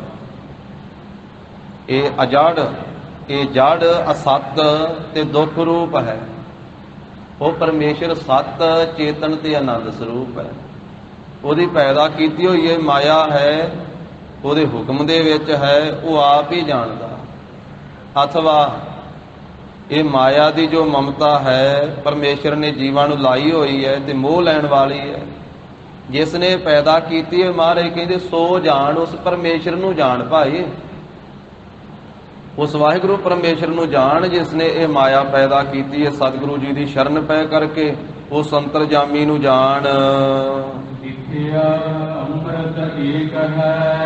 ਤੇ ਜਿਹੜਾ ਇਸ ਗੱਲ ਨੂੰ ਜਾਣਦਾ ਹੈ, ਸਮਝਦਾ ਹੈ, ਸਤਿਗੁਰੂ ਜੀ ਦੀ ਸ਼ਰਨ ਵਿੱਚ ਪੈ ਕਰਕੇ, ਫਿਰ ਮਹਾਰਾਜ ਕਹਿੰਦੇ ਉਸ ਗੁਰਸਿੱਖ ਨੂੰ ਇਹ ਸਮਝ ਪੈਂਦੀ ਹੈ ਵੀ ਵਿਖਿਆ ਤੇ ਅੰਮ੍ਰਿਤ ਇੱਕੇ ਥਾਂ ਤੇ ਪਰਮੇਸ਼ਰ ਨੇ ਰੱਖਿਆ ਹੋਇਆ। ਜ਼ਹਿਰ ਵੀ ਤੇ ਅੰਮ੍ਰਿਤ ਵੀ ਇੱਕੇ ਥਾਂ ਤੇ ਹੀ ਰੱਖਿਆ। ਇਸ ਦੇਹੀ ਦੇ ਵਿੱਚ ਹੀ ਨਾਮ ਅੰਮ੍ਰਿਤ ਰੱਖਿਆ ਹੋਇਆ ਹੈ। ਨੌਨਿਤ ਅੰਮ੍ਰਿਤ ਪ੍ਰਭ ਕਾ ਨਾਮ ਦੇਹੀ ਮੈਂ ਇਸਕਾ ਵਿਸਰਾਮ। ਤੇ ਇਸ ਦੇਹੀ ਦੇ ਅੰਦਰ ਹੀ ਵਿਖਿਆ ਜ਼ਹਿਰ ਵੀ ਰੱਖੀ ਹੋਈ ਹੈ ਵਿਕਾਰਾਂ ਦੀ। ਇਸ ਦੇਹੀ ਅੰਦਰ ਪੰਚ ਚੋਰ ਵਸਾ ਹੈ, ਕਾਮ ਕ੍ਰੋਧ ਲੋਭ ਮੋਹ ਅਹੰਕਾਰਾ। ਅੰਮ੍ਰਿਤ ਲੂਟੈ ਮਨਮੁਖ ਨਹੀਂ ਬੂਝੈ, ਕੋਇ ਨਾ ਸੁਣੈ ਪੁਕਾਰਾ। ਅੰਧਾ ਜਗਤਿ ਅੰਧ ਵਰਤਾਰਾ, ਬਾਝ ਗੁਰੂ ਗੁਬਾਰਾ। ਜਿਸ ਵੇਲੇ ਗੁਰੂ ਕੀ ਸ਼ਰਨ ਵਿੱਚ ਪੈਂਦਾ ਹੈ ਫਿਰ ਸਮਝ ਪੈਂਦੀ ਹੈ, ਫਿਰ ਇੱਕ ਰਸ ਅਵਸਥਾ ਹੋ ਜਾਂਦੀ ਹੈ। ਜਿੰਨੇ ਅਵਗੁਣ ਹਨ ਇਹ ਵਿਖਿਆ ਜ਼ਹਿਰ ਰੂਪੀ ਹਨ, ਜਿੰਨੇ ਗੁਣ ਹਨ ਇਹ ਅੰਮ੍ਰਿਤ ਰੂਪੀ ਹਨ। ਤੇ ਫਿਰ ਸਮ ਦ੍ਰਿਸ਼ਟੀ ਪੈਦਾ ਹੋ ਜਾਂਦੀ ਹੈ। ਪ੍ਰਭ ਕੀ ਆਗਿਆ ਆਤਮ ਹਿਤਾਵੈ, ਜੀਵਨ ਮੁਕਤ ਸੋਗ ਕਹਾਵੈ। ਤੈਸਾ ਹਰਿਖ ਤੈਸਾ ਉਸ ਸੋਗ। ਹੁਣ ਸੰਸਾਰੀ ਮਨੁੱਖ ਨੂੰ, ਸੰਸਾਰੀ ਜੀਵ ਨੂੰ ਤਾਂ ਨਹੀਂ ਨਾ ਉਹੋ ਜਿਹਾ ਲੱਗਦਾ ਹਰਖ ਤੇ ਸੋਗ। ਫਰਕ ਹੈ ਨਾ ਖੁਸ਼ੀ ਤੇ ਗਮੀ ਦੇ ਵਿੱਚ। ਸੰਸਾਰੀ ਤੌਰ ਤੇ ਤਾਂ ਫਰਕ ਹੈ ਹੀ ਆ ਨਾ। ਖੁਸ਼ੀ ਨੂੰ ਕਿਸ ਤਰੀਕੇ ਨਾਲ ਮਨਾਇਆ ਜਾਂਦਾ ਹੈ ਤੇ ਸੋਗ ਦੇ ਮੌਕੇ ਤੇ ਰੋਇਆ ਜਾਂਦਾ ਹੈ, ਸੰਸਾਰ ਦੀ ਰੀਤੀ ਹੈ। ਪਰ ਜਿੱਥੇ ਬ੍ਰਹਮ ਗਿਆਨ ਦੀ ਅਵਸਥਾ ਮਹਾਰਾਜ ਕਹਿੰਦੇ ਉੱਥੇ ਖੁਸ਼ੀ ਤੇ ਗਮੀ ਦੋਵੇਂ ਬਰਾਬਰ ਹੋ ਜਾਂਦੇ। ਉੱਥੇ ਅੰਮ੍ਰਿਤ ਤੇ ਜ਼ਹਿਰ ਦੋਵੇਂ ਬਰਾਬਰ ਹੋ ਜਾਂਦੇ। ਉੱਥੇ ਉਹਨਾਂ ਵਾਸਤੇ ਜ਼ਹਿਰ ਵੀ ਅੰਮ੍ਰਿਤ ਬਣ ਜਾਂਦਾ ਹੈ। ਸ੍ਰੀਮਾਨ ਸੰਤ ਬਾਬਾ ਆਇਆ ਸਿੰਘ ਜੀ ਮਹਾਂਪੁਰਖ, ਉਹਨਾਂ ਨੂੰ ਕਿਸੇ ਪ੍ਰੇਮੀ ਨੇ, ਪ੍ਰੇਮੀ ਕਹਿਣਾ ਪਵੇਗਾ, ਉਹਨੇ 3 ਵਾਰੀ ਜ਼ਹਿਰ ਪਿਆਉਣ ਦਾ ਯਤਨ ਕੀਤਾ ਮਹਾਂਪੁਰਖਾਂ ਨੂੰ। ਸੰਤ ਬਾਬਾ ਕਰਮ ਸਿੰਘ ਜੀ ਹੋਤੀ ਮਰਦਾਨ ਵਾਲੇ ਮਹਾਂਪੁਰਖ, ਉਹਨਾਂ ਤੋਂ ਉਸ ਸੰਪਰਦਾ ਦੇ ਮਹਾਂਪੁਰਖ, ਉਹਨਾਂ ਤੋਂ ਅੱਗੇ ਸੰਤ ਬਾਬਾ ਆਇਆ ਸਿੰਘ ਜੀ ਮਹਾਂਪੁਰਖ ਹੋਏ। ਪਹਿਲੀ ਵਾਰੀ ਪਿਆਇਆ ਤੇ ਮਹਾਂਪੁਰਖਾਂ ਨੂੰ ਕੁਝ ਨਾ ਹੋਇਆ, ਦੂਜੀ ਵਾਰੀ ਫੇਰ ਲੈ ਆਇਆ, ਫੇਰ ਕੁਝ ਨਾ ਹੋਇਆ, ਨਾ ਪੀ ਲਿਆ। ਜ਼ਹਿਰ ਨੇ ਕੁਝ ਕੀਤਾ ਹੀ ਨਾ, ਜ਼ਹਿਰ ਵੀ ਉਹਨਾਂ ਵਾਸਤੇ ਅੰਮ੍ਰਿਤ ਰੂਪ ਹੀ। ਤੀਜੀ ਵਾਰੀ ਫੇਰ ਲੈ ਆਇਆ, ਫਿਰ ਕਹਿੰਦੇ ਪ੍ਰੇਮੀਆਂ ਤੂੰ ਵਾਰ-ਵਾਰ ਲੈ ਕੇ ਆਉਣਾ ਤੇ ਲਿਆ। ਪਹਿਲਾਂ ਤੇ ਪੀ ਲੈਂਦੇ ਰਹੇ ਅੰਮ੍ਰਿਤ ਸਮਝ ਕੇ, ਹੁਣ ਜ਼ਹਿਰ ਸਮਝ ਕੇ ਪੀ ਲੈਂਦੇ। ਫਿਰ ਮਹਾਂਪੁਰਖਾਂ ਨੇ ਉਹ ਪੀਤਾ ਤੇ ਸਰੀਰ ਤਿਆਗ ਦਿੱਤਾ। ਤੋ ਐਸਾ ਉਹਨਾਂ ਵਾਸਤੇ ਤਾਂ ਇੱਕੋ ਜਿਹਾ ਬਰਾਬਰ ਹੀ। ਮਹਾਰਾਜ ਨੇ ਇੱਥੇ ਸੁਖਮਨੀ ਸਾਹਿਬ 'ਚ ਫਰਮਾਇਆ, ਪ੍ਰਭ ਕੀ ਆਗਿਆ ਆਤਮ ਹਿਤਾਵੈ, ਜੀਵਨ ਮੁਕਤ ਸੋ ਕਹਾਵੈ। ਜਿਉਂਦਿਆਂ ਮੁਕਤ ਹੋ ਜਾਣਾ, ਸਾਰੇ ਬੰਧਨਾਂ ਤੋਂ ਰਹਿਤ ਹੋ ਜਾਣਾ। ਵਿਖਿਆ ਅੰਮ੍ਰਿਤ ਏਕ ਹੈ, ਜ਼ਹਿਰ ਤੇ ਅੰਮ੍ਰਿਤ ਇੱਕੋ ਜਿਹਾ ਹੀ। ਜੀਵਨ ਮੁਕਤ ਸੋ ਕਹਾਵੈ, ਤੈਸਾ ਹਰਖ ਤੈਸਾ ਉਸ ਸੋਗ, ਸਦਾ ਆਨੰਦ ਤਹਿ ਨਹੀਂ ਵਿਯੋਗ। ਤੈਸਾ ਸਵਰਨ ਤੈਸੀ ਉਸ ਮਾਟੀ, ਤੈਸਾ ਅੰਮ੍ਰਿਤ ਤੈਸੀ ਬਿਖ ਖਾਟੀ। ਬਿਖ ਜ਼ਹਿਰ ਤੇ ਖਾਟੀ ਖੱਟੀ, ਖੱਟੀ ਜ਼ਹਿਰ ਵੀ ਉਹੋ ਜੀ ਉਹਨਾਂ ਵਾਸਤੇ। ਤੈਸਾ ਅੰਮ੍ਰਿਤ ਤੈਸੀ ਬਿਖ ਖਾਟੀ, ਤੈਸਾ ਮਾਨ ਤੈਸਾ ਬਿਮਾਨ, ਤੈਸਾ ਰੰਕ ਤੈਸਾ ਰਾਜਾਨ। ਜੋ ਵਰਤਾਏ ਸਾਈ ਜੁਗਤ, ਨਾਨਕ ਉਹ ਪੁਰਖ ਕਹੀਐ ਜੀਵਨ ਮੁਕਤ। ਐਸੇ ਪੁਰਖ ਨੂੰ, ਜੀਵਨ ਮੁਕਤ ਪੁਰਖ ਨੂੰ ਮਹਾਰਾਜ ਨੇ ਆਖਿਆ, ਜੋ ਨਰ ਦੁੱਖ ਮੈਂ ਦੁੱਖ ਨਹੀਂ ਮਾਨੈ, ਸੁਖ ਸਨੇਹੋ ਅਰ ਭੈ ਨਹੀਂ ਜਾਕੈ, ਕੰਚਨ ਮਾਟੀ ਮਾਨੈ ਨਹਿ ਨਿੰਦਿਆ ਨਹੀਂ ਉਸਤਤ ਜਾਕੈ। ਲੋਭ ਮੋਹ ਅਭਿਮਾਨਾ, ਹਰਿ ਸੋਗ ਤੇ ਰਹਿ ਨਿਆਰੋ, ਨਾਹਿ ਮਾਨ ਅਭਿਮਾਨਾ। ਹਰਿ ਸੋਗ ਤੋਂ ਨਿਆਰਾ, ਉਸਤਤੀ ਨਿੰਦਿਆ ਤੋਂ ਨਿਆਰਾ। ਤੇ ਸੰਸਾਰੀ ਜੀਵ ਨੂੰ ਤਾਂ ਇੱਕੋ ਜੀ ਨਹੀਂ ਲੱਗਦੀ ਹੈ ਉਸਤਤੀ ਤੇ ਨਿੰਦਿਆ। ਨਿੰਦਿਆ ਮਾੜੀ ਲੱਗਦੀ, ਉਸਤਤੀ ਆਪਣੀ ਚੰਗੀ ਲੱਗਦੀ ਹੈ। ਖੁਸ਼ੀ ਚੰਗੀ ਲੱਗਦੀ ਹੈ, ਗਮੀ ਮਾੜੀ ਲੱਗਦੀ ਹੈ। ਸੋਨਾ ਚੰਗਾ ਲੱਗਦਾ ਹੈ, ਮਿੱਟੀ ਨਹੀਂ ਉਹਦੇ ਬਰਾਬਰ ਲੱਗਦੀ ਹੈ। ਪਰ ਜਿਹੜੀ ਉੱਥੇ ਅਵਸਥਾ ਹੈ ਐਸੀ ਗੁਰਮੁਖਾਂ ਦੀ, ਉੱਥੇ ਫਿਰ ਮਹਾਰਾਜ ਕਹਿੰਦੇ ਵਿਖਿਆ ਅੰਮ੍ਰਿਤ ਏਕ ਹੈ, ਇੱਕੋ ਜਿਹਾ ਹੀ ਹੈ। ਉਹਨਾਂ ਨੂੰ ਸਮਝ ਪੈ ਜਾਂਦੀ ਹੈ ਵੀ ਇਹ ਵਾਹਿਗੁਰੂ ਪਰਮੇਸ਼ਰ ਦੀ ਐਸੀ ਖੇਡ, ਐਸੀ ਰਚਨਾ ਹੈ। ਇਹ ਗੁਣ ਤੇ ਔਗਣ ਇੱਕੇ ਥਾਂ ਦੇ ਉੱਤੇ ਪ੍ਰਭੂ ਨੇ ਰੱਖੇ ਹੋਏ ਹਨ। ਮਹਾਰਾਜ ਕਹਿੰਦੇ ਜੋ ਬੁੱਝਦਾ ਹੈ ਨਾ ਗੁਰੂ ਸਾਹਿਬ ਜੀ ਦੀ ਸ਼ਰਨ ਵਿੱਚ ਪੈ ਕਰਕੇ, ਉਹ ਪੁਰਖ ਸੁਜਾਨ ਹੈ, ਸ੍ਰੇਸ਼ਟ ਹੈ, ਉਹ ਜਾਣਨ ਵਾਲਾ ਹੈ। ਉਹ ਸ੍ਰੇਸ਼ਟ ਪੁਰਖ ਨੂੰ ਇਹ ਸਮਝ ਪੈਂਦੀ, ਉਹ ਜਾਣ ਲੈਂਦਾ ਹੈ। ਉਹ ਫਿਰ ਵਿਕਾਰਾਂ ਦਾ ਤਿਆਗ ਕਰਕੇ ਨਾਮ ਅੰਮ੍ਰਿਤ ਨੂੰ ਪੀਂਦਾ ਹੈ। ਅੱਗੇ ਉਹ 49ਵੀਂ ਪੌੜੀ ਦੇ ਅੰਦਰ ਸਤਿਗੁਰੂ ਧੰਨ ਸ੍ਰੀ ਗੁਰੂ ਨਾਨਕ ਦੇਵ ਸਾਹਿਬ ਜੀ ਮਹਾਰਾਜ ਬਖਸ਼ਿਸ਼ ਕਰਦੇ। ਸਤਿਗੁਰੂ ਕਹਿੰਦੇ ਭਾਈ ਖਿਮਾ ਧਾਰਨ ਕਰਨੀ ਚਾਹੀਦੀ ਹੈ। ਇਸ ਪੌੜੀ 'ਚ ਮਹਾਰਾਜ ਖਿਮਾ ਦਾ ਉਪਦੇਸ਼ ਦਿੰਦੇ ਵੀ ਕੋਈ ਗਲਤੀ ਹੋ ਜਾਵੇ, ਭੁੱਲ ਹੋ ਜਾਵੇ ਤੇ ਖਿਮਾ ਮੰਗਣੀ ਚਾਹੀਦੀ। ਗਲਤੀ ਛੋਟੀ ਤੋਂ ਛੋਟੀ ਵੀ ਹੁੰਦੀ ਹੈ ਤੇ ਵੱਡੀ ਤੋਂ ਵੱਡੀ ਵੀ ਹੁੰਦੀ ਹੈ। ਕੋਈ ਵੀ ਜੀਵਨ ਦੇ ਵਿੱਚ ਗਲਤੀ ਹੁੰਦੀ ਹੈ ਤੇ ਖਿਮਾ ਮਹਾਰਾਜ ਕਹਿੰਦੇ ਭਾਈ ਮੰਗੋ, ਮਾਫੀ ਮੰਗ ਲਵੇ, ਖਿਮਾ ਮੰਗ ਲਵੇ। ਸਤਿਗੁਰੂ ਜੀ ਦੇ ਪਾਸੋਂ ਖਿਮਾ ਮੰਗਣੀ ਭੁੱਲਾਂ ਦੀ। ਲੇਖੈ ਕਤੈ ਨਾ ਛੂਟੀ ਹੈ, ਖਿਨ ਖਿਨ ਭੁੱਲਣ ਹਾਰ, ਬਖਸ਼ਣ ਹਾਰ ਬਖਸ਼ ਲੈ ਨਾਨਕ ਪਾਰਿ ਉਤਾਰ। ਇਸੇ ਤਰ੍ਹਾਂ ਘਰ ਪਰਿਵਾਰਾਂ ਦੇ ਵਿੱਚ ਵੀ ਤੇ ਜੀਵਨ ਸਾਰੇ ਦੇ ਵਿੱਚ ਵਿਚਰਦਿਆਂ ਹੀ ਬੰਦਾ ਗਲਤੀਆਂ ਕਰਦਾ ਹੈ। ਜਦੋਂ ਗਲਤੀ ਆਪਣੇ ਤੋਂ ਹੋਵੇ ਤੇ ਫਿਰ ਉਹਦੀ ਖਿਮਾ ਮੰਗੇ, ਕਿਉਂਕਿ ਸਤਿਗੁਰੂ ਕਹਿੰਦੇ ਵੀ ਇੱਕ ਧਰਮ ਦਾ ਗੁਣ ਹੈ, ਜਦੋਂ ਗਲਤੀ ਹੋਣੀ ਤੇ ਉਹਦੀ ਮਾਫੀ ਮੰਗਣੀ। ਮਾਤਾ ਪਿਤਾ ਤੋਂ ਵੀ ਮਾਫੀ ਮੰਗਣੀ ਪੈਂਦੀ ਹੈ। ਘਰ ਪਰਿਵਾਰ ਦੇ ਵਿੱਚ ਭਰਾਵਾਂ ਦੇ ਸਾਹਮਣੇ ਵੀ ਕੋਈ ਗਲਤੀ ਹੋਈ ਹੈ ਤੇ ਭਰਾ ਤੋਂ ਵੀ ਖਿਮਾ ਮੰਗ ਲਵੇ। ਸੱਜਣ ਮਿੱਤਰ ਦੇ ਸਾਹਮਣੇ ਵੀ ਕੋਈ ਗਲਤੀ ਹੋਈ, ਉੱਥੇ ਵੀ ਖਿਮਾ ਮੰਗ ਲਵੇ। ਉਸਤਾਦ ਦੇ ਅੱਗੇ ਵੀ ਗਲਤੀ ਹੋਈ ਹੈ, ਉੱਥੇ ਵੀ ਖਿਮਾ ਮੰਗੇ। ਜਿੱਥੇ ਵੀ ਗਲਤੀ ਭੁੱਲ ਹੁੰਦੀ ਹੈ, ਖਿਮਾ ਮੰਗਣ ਦੇ ਵਿੱਚ ਕੋਈ ਮਾਰੇ ਕਹਿੰਦੇ ਸੰਕੋਚ ਨਹੀਂ ਕਰਨਾ ਚਾਹੀਦਾ। ਖਿਮਾ ਵੀ ਇੱਕ ਧਰਮ ਦਾ ਹਿੱਸਾ ਹੈ। ਭੁੱਲ ਹੋਈ ਹੈ, ਗਲਤੀ ਹੋਈ ਹੈ, ਨਾਲੇ ਕਿਹੜਾ ਇਨਸਾਨ ਭੁੱਲ ਨਹੀਂ ਕਰਦਾ। ਕਿਹਦੇ ਤੋਂ ਗਲਤੀ ਨਹੀਂ ਹੁੰਦੀ ਹੈ? ਕਿਸੇ ਨੇ ਬਚਪਨ 'ਚ ਕੀਤੀ ਗਲਤੀ, ਕਿਸੇ ਨੇ ਜਵਾਨੀ 'ਚ ਕੀਤੀ ਹੈ। ਇਹ ਪਤਾ ਨਹੀਂ ਕਿਹੜੇ ਵੇਲੇ ਗਲਤੀ ਹੋਈ ਨਹੀਂ, ਬਿਰਧ ਅਵਸਥਾ 'ਚ ਵੀ ਹੋ ਜਾਂਦੀ ਹੈ। ਸਤਿਗੁਰੂ ਜੀ ਨੇ ਬਚਨ ਕਹੇ ਅੰਮ੍ਰਿਤ ਬਾਣੀ ਅੰਦਰ ਵੀ ਗੁਰੂ ਨਹੀਂ ਭੁੱਲਦਾ, ਪਰਮੇਸ਼ਰ ਨਹੀਂ ਭੁੱਲਦਾ, ਬਾਕੀ ਸਾਰੇ ਜੀਵ ਮਨੁੱਖ ਭੁੱਲਣ ਹਾਰਵਾ। ਭੁੱਲਾਂ ਹੁੰਦੀਆਂ ਇਹਦੇ ਤੋਂ, ਪੈਰ ਪੈਰ ਤੇ ਹੁੰਦੀਆਂ। ਭੁੱਲਣ ਵਿੱਚ ਕੀ ਆ? ਸਭ ਕੋਈ ਕਰਤਾ ਆਪਣਾ ਭੁੱਲੇ। ਭੁੱਲਣ ਅੰਦਰ ਸਭ ਕੋ ਆ ਭੁੱਲ ਗੁਰੂ ਕਰਤਾਰ। ਭੁੱਲਣ ਵਿੱਚ ਸਾਰੇ ਸੰਸਾਰ ਦੇ ਜੀਵ ਆ। ਜੇ ਨਹੀਂ ਕੋਈ ਭੁੱਲਦਾ, ਮਹਾਰਾਜ ਕਹਿੰਦੇ ਗੁਰੂ ਨਹੀਂ ਭੁੱਲਦਾ ਤੇ ਕਰਤਾਰ ਨਹੀਂ ਭੁੱਲਦਾ। ਗੁਰੂ ਤਾਂ ਨਹੀਂ ਭੁੱਲਦਾ ਕਿਉਂਕਿ ਗੁਰੂ ਕਰਤਾਰ ਦਾ ਹੀ ਰੂਪ ਹੈ, ਪਰਮੇਸ਼ਰ ਦਾ ਹੀ ਰੂਪ ਹੈ। ਇਸ ਕਰਕੇ ਗੁਰੂ ਤੋਂ ਕਦੀ ਕੋਈ ਭੁੱਲ ਨਹੀਂ ਹੁੰਦੀ, ਕਦੀ ਗਲਤੀ ਨਹੀਂ ਹੁੰਦੀ। ਤੇ ਮਨੁੱਖ ਤੇ ਥਾਂ ਥਾਂ ਤੇ ਭੁੱਲਣ ਆ ਰਿਹਾ। ਤੇ ਭੁੱਲ ਦੀ ਮਾਫੀ ਮੰਗਣ ਲੱਗਿਆ, ਫਿਰ ਖਿਮਾ ਮੰਗਣ ਲੱਗਿਆ। ਮਹਾਰਾਜ ਕਹਿੰਦੇ ਵੀ ਕੋਈ ਸੰਗ ਸ਼ਰਮ ਨਹੀਂ ਕਰਨੀ ਚਾਹੀਦੀ, ਖਿਮਾ ਭਾਈ ਮੰਗ ਲੈਣੀ ਚਾਹੀਦੀ। ਸ਼ਾਸਤਰਕਾਰਾਂ ਨੇ ਜਦੋਂ ਧਰਮ ਦੇ ਗੁਣ ਲਿਖੇ ਨਾ, ਉਹਦੇ ਵਿੱਚ ਸਭ ਤੋਂ ਪਹਿਲਾ ਗੁਣ ਹੀ ਖਿਮਾ ਲਿਖਿਆ। ਖਿਮਾ, ਅਹਿੰਸਾ, ਦਇਆ, ਮ੍ਰਿਤ, ਸਤ ਬਚਨ, ਤਪ, ਦਾਨ, ਸੀਲ, ਸੌਚ, ਤ੍ਰਿਸ਼ਨਾ ਬਿਨਾ ਧਰਮ ਲਿੰਗ 10 ਜਾਨ।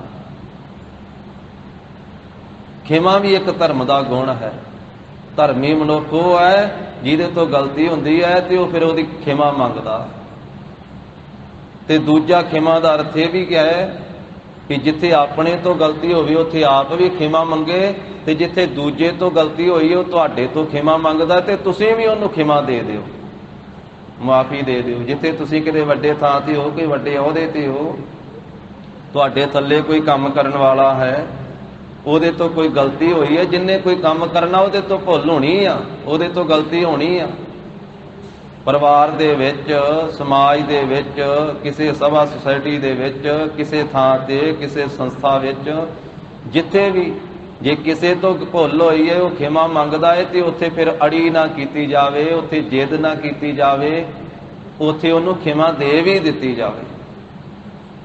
ਜਿੱਥੇ ਆਪਣੇ ਤੋਂ ਗਲਤੀ ਹੋਵੇ ਆਪ ਖਿਮਾ ਮੰਗੇ, ਜਿੱਥੇ ਦੂਜੇ ਤੋਂ ਗਲਤੀ ਹੋਈ ਉਹ ਤੁਹਾਡੇ ਤੋਂ ਖਿਮਾ ਮੰਗਦਾ। ਤੇ ਮਹਾਰਾਜ ਕਹਿੰਦੇ ਤੁਸੀਂ ਵੀ ਧਰਮੀ ਤਾਂ ਹੋ, ਜੇ ਕੋਈ ਖਿਮਾ ਮੰਗਦਾ ਤੇ ਉਹਨੂੰ ਖਿਮਾ ਦੇ ਦਿਓ। ਤੇ ਜਿਨ੍ਹਾਂ ਨੇ ਖਿਮਾ ਨਹੀਂ ਧਾਰਨ ਕੀਤੀ ਜੀਵਨ ਵਿੱਚ, ਜਿਹੜਾ ਕੋਈ ਕਮਜ਼ੋਰ ਹੈ ਆਪਣੇ ਸਾਹਮਣੇ, ਉਹਦੇ ਕੋਲੇ ਉਨੀ ਤਾਕਤ ਨਹੀਂ, ਗਲਤੀ ਹੋ ਗਈ ਹੈ, ਕਮਜ਼ੋਰ ਹੈ ਤੇ ਉਹ ਖਿਮਾ ਮੰਗਦਾ ਹੈ, ਤੇ ਮਹਾਰਾਜ ਸਾਹਿਬ ਕਹਿੰਦੇ ਉਹਨੂੰ ਮਾਫ ਕਰ ਦੇਣਾ, ਇਹ ਖਿਮਾ ਹੈ। ਇਸ ਪ੍ਰਕਾਰ ਦੇ ਨਾਲ ਤੇ ਜਦੋਂ ਖਿਮਾ ਨਹੀਂ ਜੀਵਨ ਦੇ ਵਿੱਚ ਧਾਰਨ ਕੀਤੀ, ਇਸ ਪੌੜੀ 'ਚ ਸਤਿਗੁਰੂ ਜੀ ਦੱਸ ਰਹੇ ਆ, ਜਿਨ੍ਹਾਂ ਨੇ ਆਪਣੇ ਜੀਵਨ ਦੇ ਵਿੱਚ ਖਿਮਾ ਵਾਲਾ ਧਰਮ ਦਾ ਗੁਣ ਨਹੀਂ ਧਾਰਨ ਕੀਤਾ, ਖਿਮਾ ਵਿਹੂਣੇ ਖਪ ਗਏ। ਖਿਮਾ ਤੋਂ ਖਾਲੀ ਮਨੁੱਖ ਉਹ ਫਿਰ ਖਪ ਗਏ, ਸਮਾਪਤ ਹੋ ਗਏ। ਉਹ ਖਪ ਗਏ ਹਉਮੈ ਤੇ ਹੰਕਾਰ ਦੇ ਵਿੱਚ, ਉਹਨਾਂ ਦਾ ਜੀਵਨ ਖਪ ਗਿਆ, ਉਹ ਸਮਾਪਤ ਹੋ ਗਏ ਜਿਨ੍ਹਾਂ ਨੇ ਖਿਮਾ ਨਹੀਂ ਧਾਰਨ ਕੀਤੀ। ਕਿੰਨੇ ਕੁ ਲੋਕ ਖਪ ਗਏ ਹਉਮੈ ਹੰਕਾਰ ਦੇ ਵਿੱਚ ਖਿਮਾ ਵਾਲੇ ਗੁਣ ਤੋਂ ਬਿਨਾਂ। ਧੰਨ ਸ੍ਰੀ ਗੁਰੂ ਨਾਨਕ ਸਾਹਿਬ ਮਹਾਰਾਜ ਕਹਿੰਦੇ ਲੱਖਾਂ ਹੀ ਖੂਣੀਆਂ, ਅਸੰਖਾਂ ਹੀ ਜੀਵ। ਅਸੰਖ ਤੋਂ ਭਾਵ ਹੈ ਜਿਨ੍ਹਾਂ ਦੀ ਸੰਖਿਆ ਹੀ ਨਹੀਂ ਕੀਤੀ ਜਾ ਸਕਦੀ। ਸੰਖਿਆ ਨਾਮ ਹੁੰਦਾ ਗਿਣਤੀ ਦਾ, ਜਿਨ੍ਹਾਂ ਦੀ ਗਿਣਤੀ ਨਹੀਂ ਕੋਈ ਕਰ ਸਕਦਾ। ਅਣਗਿਣਤ ਅਸੰਖ ਹੀ ਲੱਖਾਂ ਖੂਣੀਆਂ ਉਹ ਮਰ ਖਪ ਗਈਆਂ। ਖਪ ਤੋਂ ਭਾਵ ਹੈ ਮਰ ਗਏ, ਖਪ ਗਏ, ਮਰ ਗਏ, ਸਮਾਪਤ ਹੋ ਗਏ ਜਿਨ੍ਹਾਂ ਨੇ ਖਿਮਾ ਨਹੀਂ ਧਾਰਨ ਕੀਤੀ। ਇੱਕ ਖੂਣੀ ਦੇ ਬਾਰੇ ਲਿਖਿਆ ਹੈ, ਵੱਖ-ਵੱਖ ਉਂਝ ਖੂਣੀਆਂ ਦੀ ਗਿਣਤੀ ਕੀਤੀ ਹੈ ਤੇ ਆਮ ਇਹ ਕਿਹਾ ਜਾਂਦਾ ਹੈ, ਮਹਾਂਪੁਰਖ ਦੱਸਦੇ ਵੀ ਇੰਨੀ ਫੌਜ ਹੋਵੇ, ਇੰਨੇ ਹਾਥੀ, ਇੰਨੇ ਘੋੜੇ ਤੇ ਇੰਨੇ ਰੱਥ ਤੇ ਇੰਨੀ ਪੈਦਲ ਸੈਨਾ ਹੋਵੇ ਕਿ ਖੂਹ ਦੇ ਲਾਗੋਂ ਦੀ ਫੌਜ ਲੰਘੇ ਤੇ ਉਹ ਫੌਜ ਲੰਘਦਿਆਂ ਡੂੰਘਾ ਖੂਹ ਜਿਹੜਾ ਵਾ ਨਾ ਉਹ ਧੂੜ ਦੇ ਨਾਲ ਉੱਤੋਂ ਤੀਕ ਪੂਰਿਆ ਜਾਵੇ। ਖੂਹ ਦਾ ਪਾਣੀ ਜਿਹੜਾ ਉਹ ਸੁੱਕ ਜਾਵੇ, ਉੱਪਰ ਤੀਕ ਘੱਟੇ ਦੇ ਨਾਲ ਖੂਹ ਪੂਰਿਆ ਜਾਵੇ। ਇੰਨੀ ਫੌਜ ਜਿਹਦੇ ਨਾਲ ਪੂਰਾ ਖੂਹ ਪੂਰਿਆ ਜਾਵੇ ਨਾ, ਸਿਰਫ ਉਹਦੇ ਫੌਜ ਦੇ ਲੰਘਦਿਆਂ ਪੈਰਾਂ ਦੇ ਨਾਲ ਉੱਡੀ ਹੋਈ ਧੂੜ ਦੇ ਨਾਲ ਉਹ ਇੱਕ ਖੂਣੀ ਗਿਣੀ ਜਾਂਦੀ ਹੈ। ਇੰਨੀ ਫੌਜ, ਲੱਖਾਂ ਫੌਜ, ਹਾਥੀ ਘੋੜੇ, ਉਂਝ ਵੱਖ-ਵੱਖ ਗਿਣਤੀ ਵੀ ਦਿੱਤੀ ਹੈ ਗ੍ਰੰਥਾਂ ਦੇ ਵਿੱਚ। ਕਹਿਣ ਤੋਂ ਭਾਵ ਅਣਗਿਣਤ ਫੌਜ ਜਿਹੜੀ ਹੈ ਉਹ ਖਿਮਾ ਤੋਂ ਵਿਹੂਣੇ ਹੋਣ ਕਰਕੇ ਜੀਵ ਹਉਮੈ ਕਰਕੇ ਆਪਸ ਦੇ ਵਿੱਚ ਲੜਾਈਆਂ ਕਰ ਕਰਕੇ ਮਹਾਰਾਜ ਕਹਿੰਦੇ ਮਰ ਖਪ ਗਏ, ਹਉਮੈ ਨੇ ਮਾਰ ਦਿੱਤੇ। ਮਹਾਂਭਾਰਤ ਦਾ ਯੁੱਧ ਹੋਇਆ ਨਾ ਜਿਹੜਾ ਸਾਧ ਸੰਗਤ ਜੀ ਕੁਰਸ਼ੇਤਰ ਦੀ ਧਰਤੀ ਤੇ, ਕੈਰਵਾਂ ਦਾ ਤੇ ਪਾਂਡਵਾਂ ਦਾ, ਚਾਚੇ ਤਾਏ ਦੇ ਪੋਤੇ ਸੀ, ਭਰਾ ਹੀ ਸੀ ਕੈਰਵ ਤੇ ਪਾਂਡਵ। ਉਹ ਕੈਰਵਾਂ ਪਾਂਡਵਾਂ ਦਾ ਜੋ ਕੁਰਸ਼ੇਤਰ ਦੀ ਧਰਤੀ ਤੇ ਮਹਾਂਭਾਰਤ ਦਾ ਯੁੱਧ ਹੋਇਆ, ਉਹਦੇ ਵਿੱਚ ਲਿਖਿਆ ਹੈ 18 ਖੂਣੀਆਂ ਸੀ, 18 ਖੂਣੀਆਂ। 18 ਖੂਹਣੀਆਂ ਮਰ ਖਪ ਗਈਆਂ। 11 ਖੂਹਣੀਆਂ ਫੌਜ ਜਿਹੜੀ ਸੀ ਉਹ ਦੁਰਯੋਧਨ ਦੇ ਕੋਲੇ ਸੀ, ਕੈਰਵਾਂ ਦੇ ਕੋਲੇ ਸੀ, ਤੇ 7 ਖੂਹਣੀਆਂ ਫੌਜ ਪਾਂਡਵਾਂ ਦੇ ਪਾਸ ਸੀ। ਲੱਖਾਂ ਫੌਜ ਤੇ ਖਿਮਾ ਤੋਂ ਵਿਹੂਣੇ ਹੋਣ ਕਰਕੇ ਨਾ ਮਾਫੀ ਮੰਗੀ ਕਿ ਮਾਫੀ ਨਹੀਂ ਮੰਗਣੀ, ਲੜਨਾ ਹੈ। ਉਹ ਕਹਿੰਦਾ ਮਾਫੀ ਨਹੀਂ ਦੇਣੀ, ਲੜਨਾ ਹੈ। ਮਹਾਰਾਜ ਧੰਨ ਗੁਰੂ ਨਾਨਕ ਸਾਹਿਬ ਕਹਿੰਦੇ ਵੀ ਖਿਮਾ ਮੰਗਣ ਤੋਂ ਬਿਨਾ ਲੱਖਾਂ ਦੀਆਂ ਲੱਖਾਂ ਖੂਹਣੀਆਂ ਫੌਜ, ਲੱਖਾਂ ਲੋਕ ਆਪਸ ਵਿੱਚ ਲੜ ਲੜ ਕੇ ਤੇ ਮਰ ਗਏ। ਲਾਭ ਕੀ ਹੋਇਆ? ਮਿਲਿਆ ਕੀ? ਕੁਝ ਵੀ ਨਹੀਂ। ਇਸ ਕਰਕੇ ਸਤਿਗੁਰੂ ਕਹਿੰਦੇ ਭਾਈ ਖਿਮਾ ਮੰਗਣ ਦੇ ਨਾਲ ਬੰਦਾ ਛੋਟਾ ਨਹੀਂ ਹੋ ਜਾਂਦਾ। ਧਰਮੀ ਇਨਸਾਨ ਭੁੱਲ ਤੋਂ ਬਾਅਦ ਮਾਫੀ ਮੰਗ ਲਵੇ, ਮਾਫੀ ਦਿੱਤੀ ਵੀ ਜਾਵੇ, ਮਾਫੀ ਮੰਗ ਵੀ ਲਈ ਜਾਵੇ। ਇਸ ਕਰਕੇ ਖਿਮਾ ਤੋਂ ਵੀ ਹੋਣਿਆ ਲੱਖਾਂ ਖੂਹਣੀਆਂ ਮਰ ਖਪ ਗਈਆਂ ਪਿਛਲੇ ਸਮੇਂ ਦੇ ਵਿੱਚ।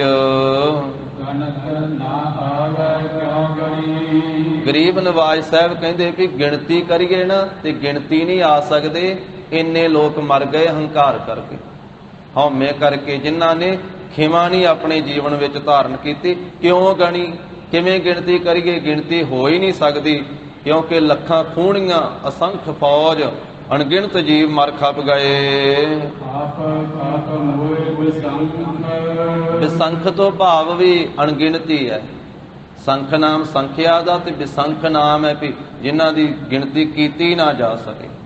ਖਪ ਖਪ ਕੇ ਹਉਮੈ ਦੇ ਵਿੱਚ ਮਰ ਗਏ, ਹਉਮੈ ਕਰ ਕਰਕੇ ਮਰ ਗਏ ਅਣਗਿਣਤ ਲੋਕ। ਇਹ ਭਾਈ ਜਿਹੜਾ ਆਪਣੇ ਮਾਲਕ ਨੂੰ ਪਛਾਣਦਾ ਹੈ, ਆਪਣੇ ਖਸਮ ਨੂੰ ਪਛਾਣਦਾ ਹੈ, ਖਸਮ ਨਾਮ ਇੱਥੇ ਮਾਲਕ ਦਾ ਹੈ। ਖਸਮ ਪਦ ਗੁਰਬਾਣੀ ਦੇ ਅੰਦਰ ਅਨੇਕਾਂ ਵਾਰੀਆਂ ਆਇਆ। ਕਿਤੇ ਖਸਮ ਆਉਂਦਾ ਹੈ, ਕਿਤੇ ਖਸਮ ਆਉਂਦਾ ਹੈ, ਜਿਵੇਂ ਕਿਤੇ ਅਗਮ ਆਉਂਦਾ ਹੈ, ਕਿਤੇ ਅਗੰਮ ਆਉਂਦਾ ਹੈ। ਦੋਨਾਂ ਦਾ ਉਚਾਰਨ ਵੱਖਰਾ ਹੈ, ਅਰਥ ਇੱਕੋ ਹੀ ਹੈ, ਖਸਮ ਦਾ ਤੇ ਖਸਮ ਦਾ। ਕਿਉਂਕਿ ਖਸਮ ਜਿੱਥੇ ਉੱਥੇ ਸੱਸੇ ਤੇ ਟਿੱਪੀ ਲੱਗੀ ਹੋਈ ਹੈ। ਹੋਵੈ ਸਿਫਤ ਖਸਮ ਦੀ, ਨੂਰ ਅਰਸਹੁ ਪੁਰਸਹੁ ਝੱਟੀਐ, ਤੁਧ ਡਿਠੇ ਸੱਚੇ ਪਾਤਸ਼ਾਹ, ਮਲ ਜਨਮ ਜਨਮ ਦੀ ਕੱਟੀਐ। ਤੇ ਮਨ ਮਰਜ਼ੀ ਕਰਨ ਵਾਲੇ ਲੋਕ ਉਹ ਕਈ ਵਾਰੀ ਲਾਹ ਦਿੰਦੇ ਫਿਰ ਤੋਂ ਟਿੱਪੀਆਂ, ਕਹਿੰਦੇ ਵੀ ਗੱਲ ਤੇ ਖਸਮ ਦੀ ਆ, ਖਸਮ ਕਾਹਦੇ ਵਾਸਤੇ ਆਖਣਾ?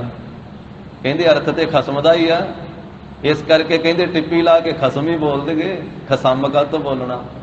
ਪਰ ਜਿਵੇਂ ਉਹ ਚਾਲ ਬਣਦੀ ਹੈ ਪੰਕਤੀ ਦੀ, ਜਿਵੇਂ ਲੈ ਬਣਦੀ ਹੈ, ਉਚਾਰਨ ਉਹਦਾ ਉਸੇ ਤਰ੍ਹਾਂ ਹੀ ਕੀਤਾ ਜਾਵੇਗਾ। ਅਰਥ ਭਾਵੇਂ ਮਾਲਕ ਹੀ ਆ, ਅਰਥ ਤਾਂ ਖਸਮ ਹੀ ਆ, ਪਰ ਟਿੱਪੀ ਲਾਈ ਉੱਤੇ ਮਹਾਰਾਜ ਸਾਹਿਬ ਜੀ। ਇਸੇ ਤਰ੍ਹਾਂ ਅਗਮ ਦਾ ਅਰਥ ਤੇ ਅਗੰਮ ਦਾ ਅਰਥ ਵੀ ਇੱਕੋ ਹੀ ਹੈ। ਕਈ ਵਾਰੀ ਕਹਿੰਦਾ ਵੀ ਇੱਥੇ ਅਗੰਮ, ਅਗਮ ਨੂੰ ਵੀ ਅਗੰਮ ਹੀ ਕਈ ਆਖੀ ਜਾਂਦੇ ਹਨ, ਪਰ ਵੱਖਰਾ ਵੱਖਰਾ ਹੈ ਦੋਨਾਂ ਦਾ। ਉੱਥੇ ਟਿੱਪੀ ਲੱਗੀ ਗੱਗੇ ਤੇ ਉੱਥੇ ਨਹੀਂ ਲੱਗੀ। ਤੋ ਇਸ ਤਰੀਕੇ ਨਾਲ ਮਹਾਰਾਜ ਸਾਹਿਬ ਜੀ ਇੱਥੇ ਕਹਿੰਦੇ ਹਨ, ਖਸਮ ਪਛਾਣੈ ਆਪਣਾ। ਜੋ ਆਪਣੇ ਮਾਲਕ ਨੂੰ ਪਛਾਣਦਾ ਹੈ ਮਨੁੱਖਾ ਜਨਮ ਦੇ ਵਿੱਚ ਗੁਰੂ ਕੀ ਸ਼ਰਨ ਪੈ ਕਰਕੇ। ਇਹ ਭਾਈ ਖੁੱਲ ਹੈ, ਉਹ ਖਲਾਸ ਹੋ ਜਾਂਦਾ ਹੈ, ਮੁਕਤ ਹੋ ਜਾਂਦਾ ਹੈ, ਖੁੱਲ ਜਾਂਦੇ ਉਹਦੇ ਬੰਧਨ। ਬੰਧ ਨਾ ਪਾਏ ਉਹਨੂੰ, ਫਿਰ ਬੰਧਨ ਨਹੀਂ ਪੈਂਦੇ ਜੰਮਣ ਮਰਨ ਦੇ। ਜਮਦੂਤਾਂ ਦੇ ਸੰਗਲ ਨਹੀਂ ਉਹਦੇ ਗਲ ਵਿੱਚ ਪੈਂਦੇ, 84 ਲੱਖ ਜੂਨਾਂ ਵਿੱਚ ਉਹਨੂੰ ਨਹੀਂ ਜਾਣਾ ਪੈਂਦਾ, ਨਰਕਾਂ ਦੇ ਬੰਧਨ ਉਸ ਨੂੰ ਨਹੀਂ ਪੈਂਦੇ। ਖੁੱਲ ਜਾਂਦੇ ਆ ਉਹਦੇ ਸਾਰੇ ਬੰਧਨ, ਬੰਧਨ ਉਸ ਨੂੰ ਨਹੀਂ ਪੈਂਦੇ ਹਨ। ਉਹ ਮੁਕਤ ਹੋ ਜਾਂਦਾ ਹੈ, ਬੰਧਨਾਂ ਤੋਂ ਖਲਾਸ ਹੋ ਜਾਂਦਾ ਹੈ। ਜੋ ਗੁਰੂ ਕੇ ਸ਼ਬਦ ਦੇ ਵਿੱਚ ਜੁੜਦਾ ਹੈ ਉਸ ਨੂੰ ਜਗਿਆਸੂ, ਮਹਿਲੀ ਜਗਿਆਸੂ ਨੂੰ ਖਰਾ ਤੋਂ, हे ਪ੍ਰਭੂ ਜੀ ਤੁਸੀਂ ਆਪ ਪ੍ਰਾਪਤ ਹੋ ਜਾਂਦੇ ਹੋ। ਖਰਾ ਜੋ ਆਪ ਆਪਣੇ ਖਰੇ ਧਰਮ ਨੂੰ ਦੇਣ ਵਾਲੇ ਹੋ, ਆਪਣਾ ਖਰਾ ਨਾਮ ਦਿੰਦੇ ਹੋ ਉਸ ਨੂੰ ਤੁਸੀਂ, ਤੇ ਆਪਣਾ ਖਰਾ ਸਰੂਪ ਉਸ ਦੇ ਤਾਈਂ ਆਪ ਪ੍ਰਗਟ ਕਰ ਦਿੰਦੇ ਹੋ। ਉਹ ਜੀ ਫਿਰ ਖਿਮਾ ਨੂੰ ਧਾਰਨ ਕਰਦਾ ਹੈ ਤੇ ਸੱਚਾ ਸੁੱਖ ਉਸ ਨੂੰ ਪ੍ਰਾਪਤ ਹੁੰਦਾ ਹੈ। ਭਾਏ ਪ੍ਰੇਮ ਦੇ ਵਿੱਚ ਰਹਿੰਦਾ ਹੈ, ਭਾਏ ਭਾਵਨਾ ਵਿੱਚ ਰਹਿੰਦਾ ਹੈ, ਭਾਏ ਆਪ ਜੀ ਦੇ ਭਾਣੇ ਦੇ ਵਿੱਚ ਰਹਿੰਦਾ ਹੈ, ਭਾਏ ਪ੍ਰੇਮ ਵਿੱਚ ਰਹਿ ਕਰਕੇ ਉਸ ਨੂੰ ਸੱਚੇ ਸੁੱਖ ਦਾ ਭਾਏ ਪ੍ਰਕਾਸ਼ ਹੋ ਜਾਂਦਾ ਹੈ। ਤੇ ਖਿਮਾ ਦੇ ਗੁਣ ਨੂੰ ਧਾਰਨ ਕਰਨ ਵਾਲਾ ਹੁੰਦਾ ਹੈ। हे ਪ੍ਰਭੂ ਜੀ, ਜਿਸ ਨੂੰ ਤੂੰ ਇਹ ਵਾਰ-ਵਾਰ ਮਾਰੇ ਤੂੰ ਸ਼ਬਦ ਵਰਤ ਰਿਹਾ, ਇਹ ਵਾਹਿਗੁਰੂ ਪਰਮੇਸ਼ਰ ਜੀ ਦੇ ਵਾਸਤੇ ਹੈ, ਤੂੰ ਆਪਣੇ ਵਾਸਤੇ ਹੈ। ਉਹ ਆਪਣਾ ਹੈ ਨਾ ਪ੍ਰਭੂ, ਇਸ ਕਰਕੇ ਉਹਨੂੰ ਤੂੰ ਆਖਿਆ ਪ੍ਰੇਮ ਦੀ ਬੋਲੀ ਵਿੱਚ। ਉਹ ਇੱਕੋ ਇੱਕ ਹੈ ਨਾ, ਤਾਂ ਤੂੰ ਆਖਿਆ।